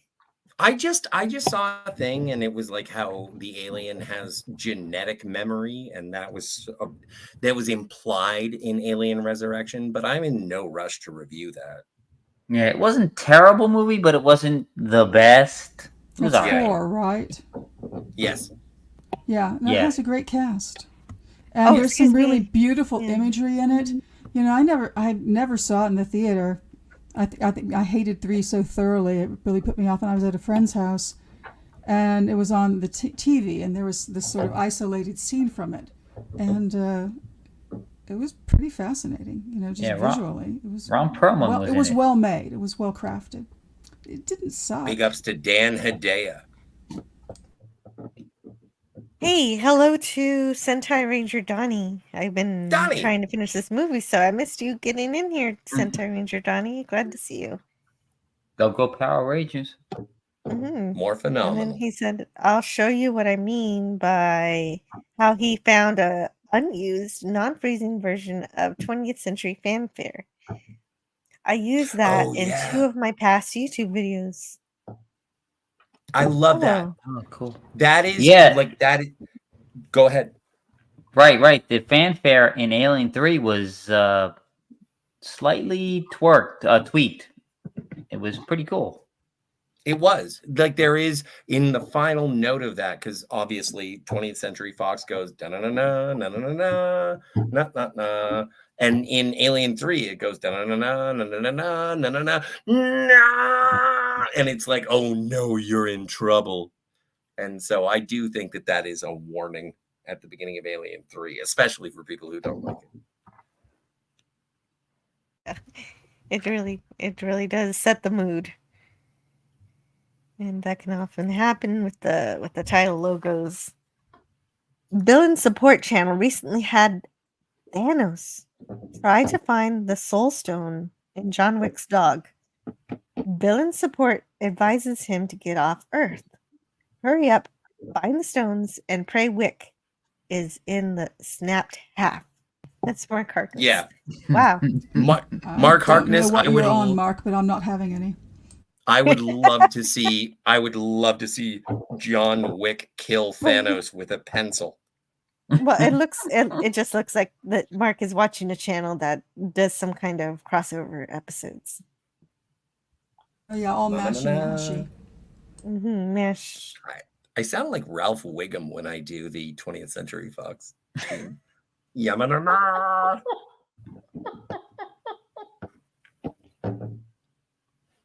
Anyway, we done the movie? We done. We did the thing. Yay! We did the thing? We're done? Kat, I gotta go. Can you take care of all the Phantasmagorium and Cinema Gulp promotion? What promotions? We just talk about how we're on the Phantasmagorium and Cinema Gulp, and don't forget to like Scotty, and subscribe and all that jazz. I mean, where do you have to go so bad? Come on, Scotty. You smoke. No, I gotta go take some more. Scotty, in Argelia they use the lights. Now, no one has to tell an old Aberdeen pub crawler how to applaud, Captain.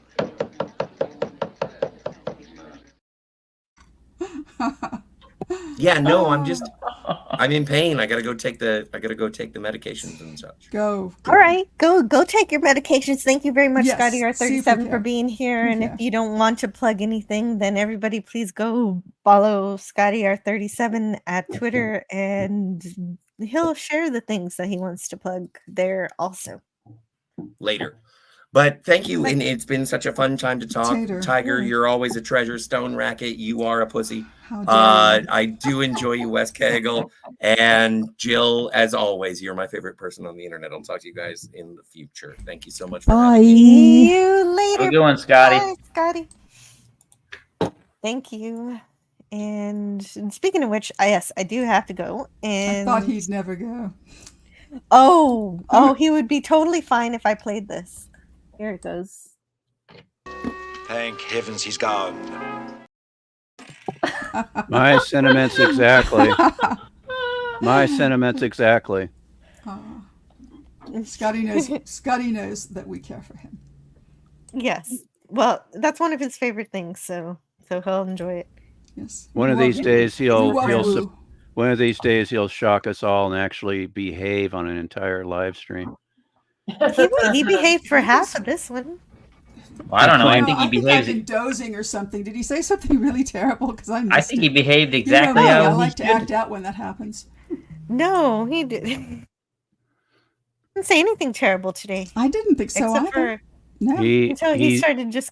He insulted me several times, and he claimed that I interrupted him all the time. Oh, let's It's like, don't no. end on a bad note. Let's don't end on a bad note. Yeah, but Scotty so- wouldn't but be I'm making Scotty you if he big didn't too. insult you. Did he insult you? No. No, I don't think so. But Who else you know. did he insult on the panel? If, But anyway, if he stepped on a couple of your longer stories, I have to say I kind of support that action, man. Just Okay, personally. so we're wrapping yes. up this Yeah, live fight stream. icon again. Fight. Oh my God, you guys.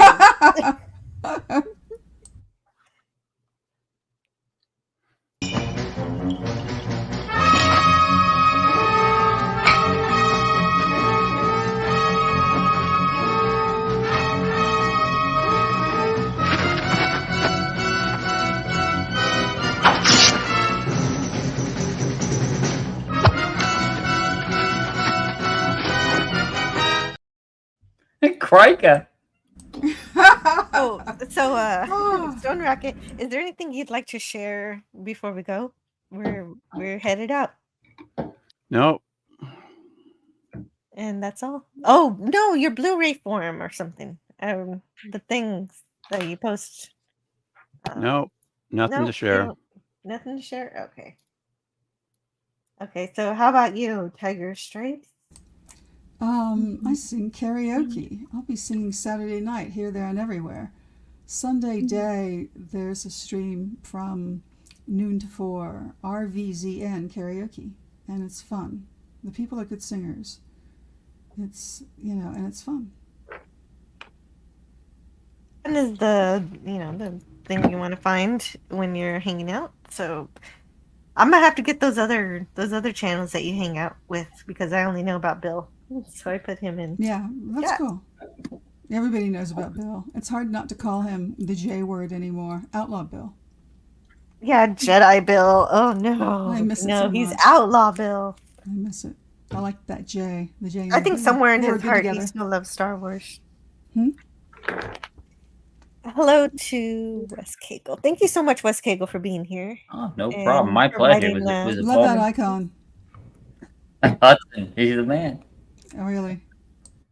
Yeah.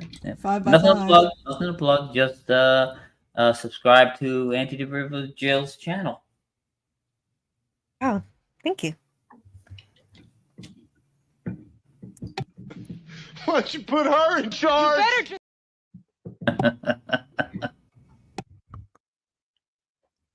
Hey, Kat. Thanks for hanging out. Yeah, thanks. It was fun.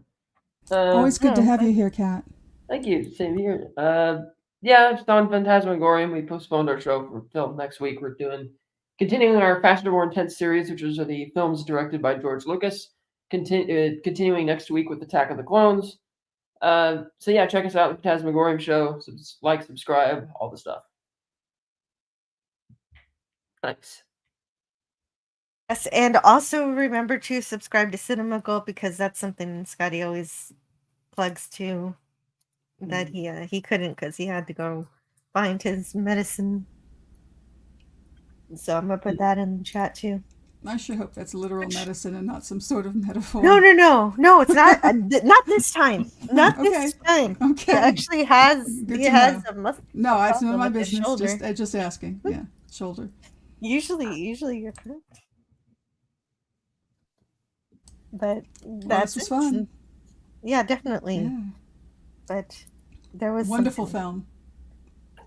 Really remarkable. Isn't it? Right It's up there, fantastic. top I 10 know. top 10 science I know. fiction I films. didn't even cross the surface of all the trivia that's in this movie. There's so much stuff that goes into making this, and I Mhm. think I have the making of Alien, but maybe one day I'll get the one for Aliens also. Oh, you got to. It's a great book. So. And hey, Janet from Another Planet is here. Hello, how are you? I am just closing this show. Max says Scott had to go find his Marlboro. I don't know why I can't say that today. Hydrochloride. Oh my god. Marlboro is never easy to say. That's a tough one. It's a I would have mouthful. thought it would have been the Marlboro hydrocortisone. Mhm. Well, it's something. It's something. It's what is it? It's to kill the pain. I only use it for medicinal purposes. It's green. It's green.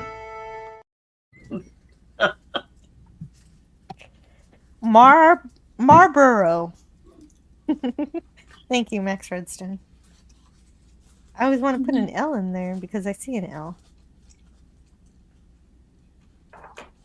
But yeah, man, Alien is great, and Aliens is really great. Mhm. I don't know. I can't pick one over the other because they're both different. They're both different kinds of movies. I could pick one. Very over the true. other. The first one, and it's sort of the original. Oh yeah. But this one was really remarkable. Well, I think the only thing that would make this one better is why didn't they hire? Is there a reason why they didn't hire Geiger? The They artist. acknowledged him in Yeah. the credits. I good. think because they already had the form, they'd already paid him to do that, so why pay him twice? And they were really focused, I think, on getting the suits to look better and to move quicker. And Cameron was already tight with Stan Winston from working with him on Terminator, so. Well, Stan's wonderful. Oh, that's it. Stan Winston did a good job, though. So I'm not complaining. Yeah. And I'll talk to you guys later. Thank you for hanging out and being Well, awesome. Thanks for having us. Awesome. Very good stream, Jill. Thank you very much. You're welcome. Bye, guys. Bye-bye. Yeah.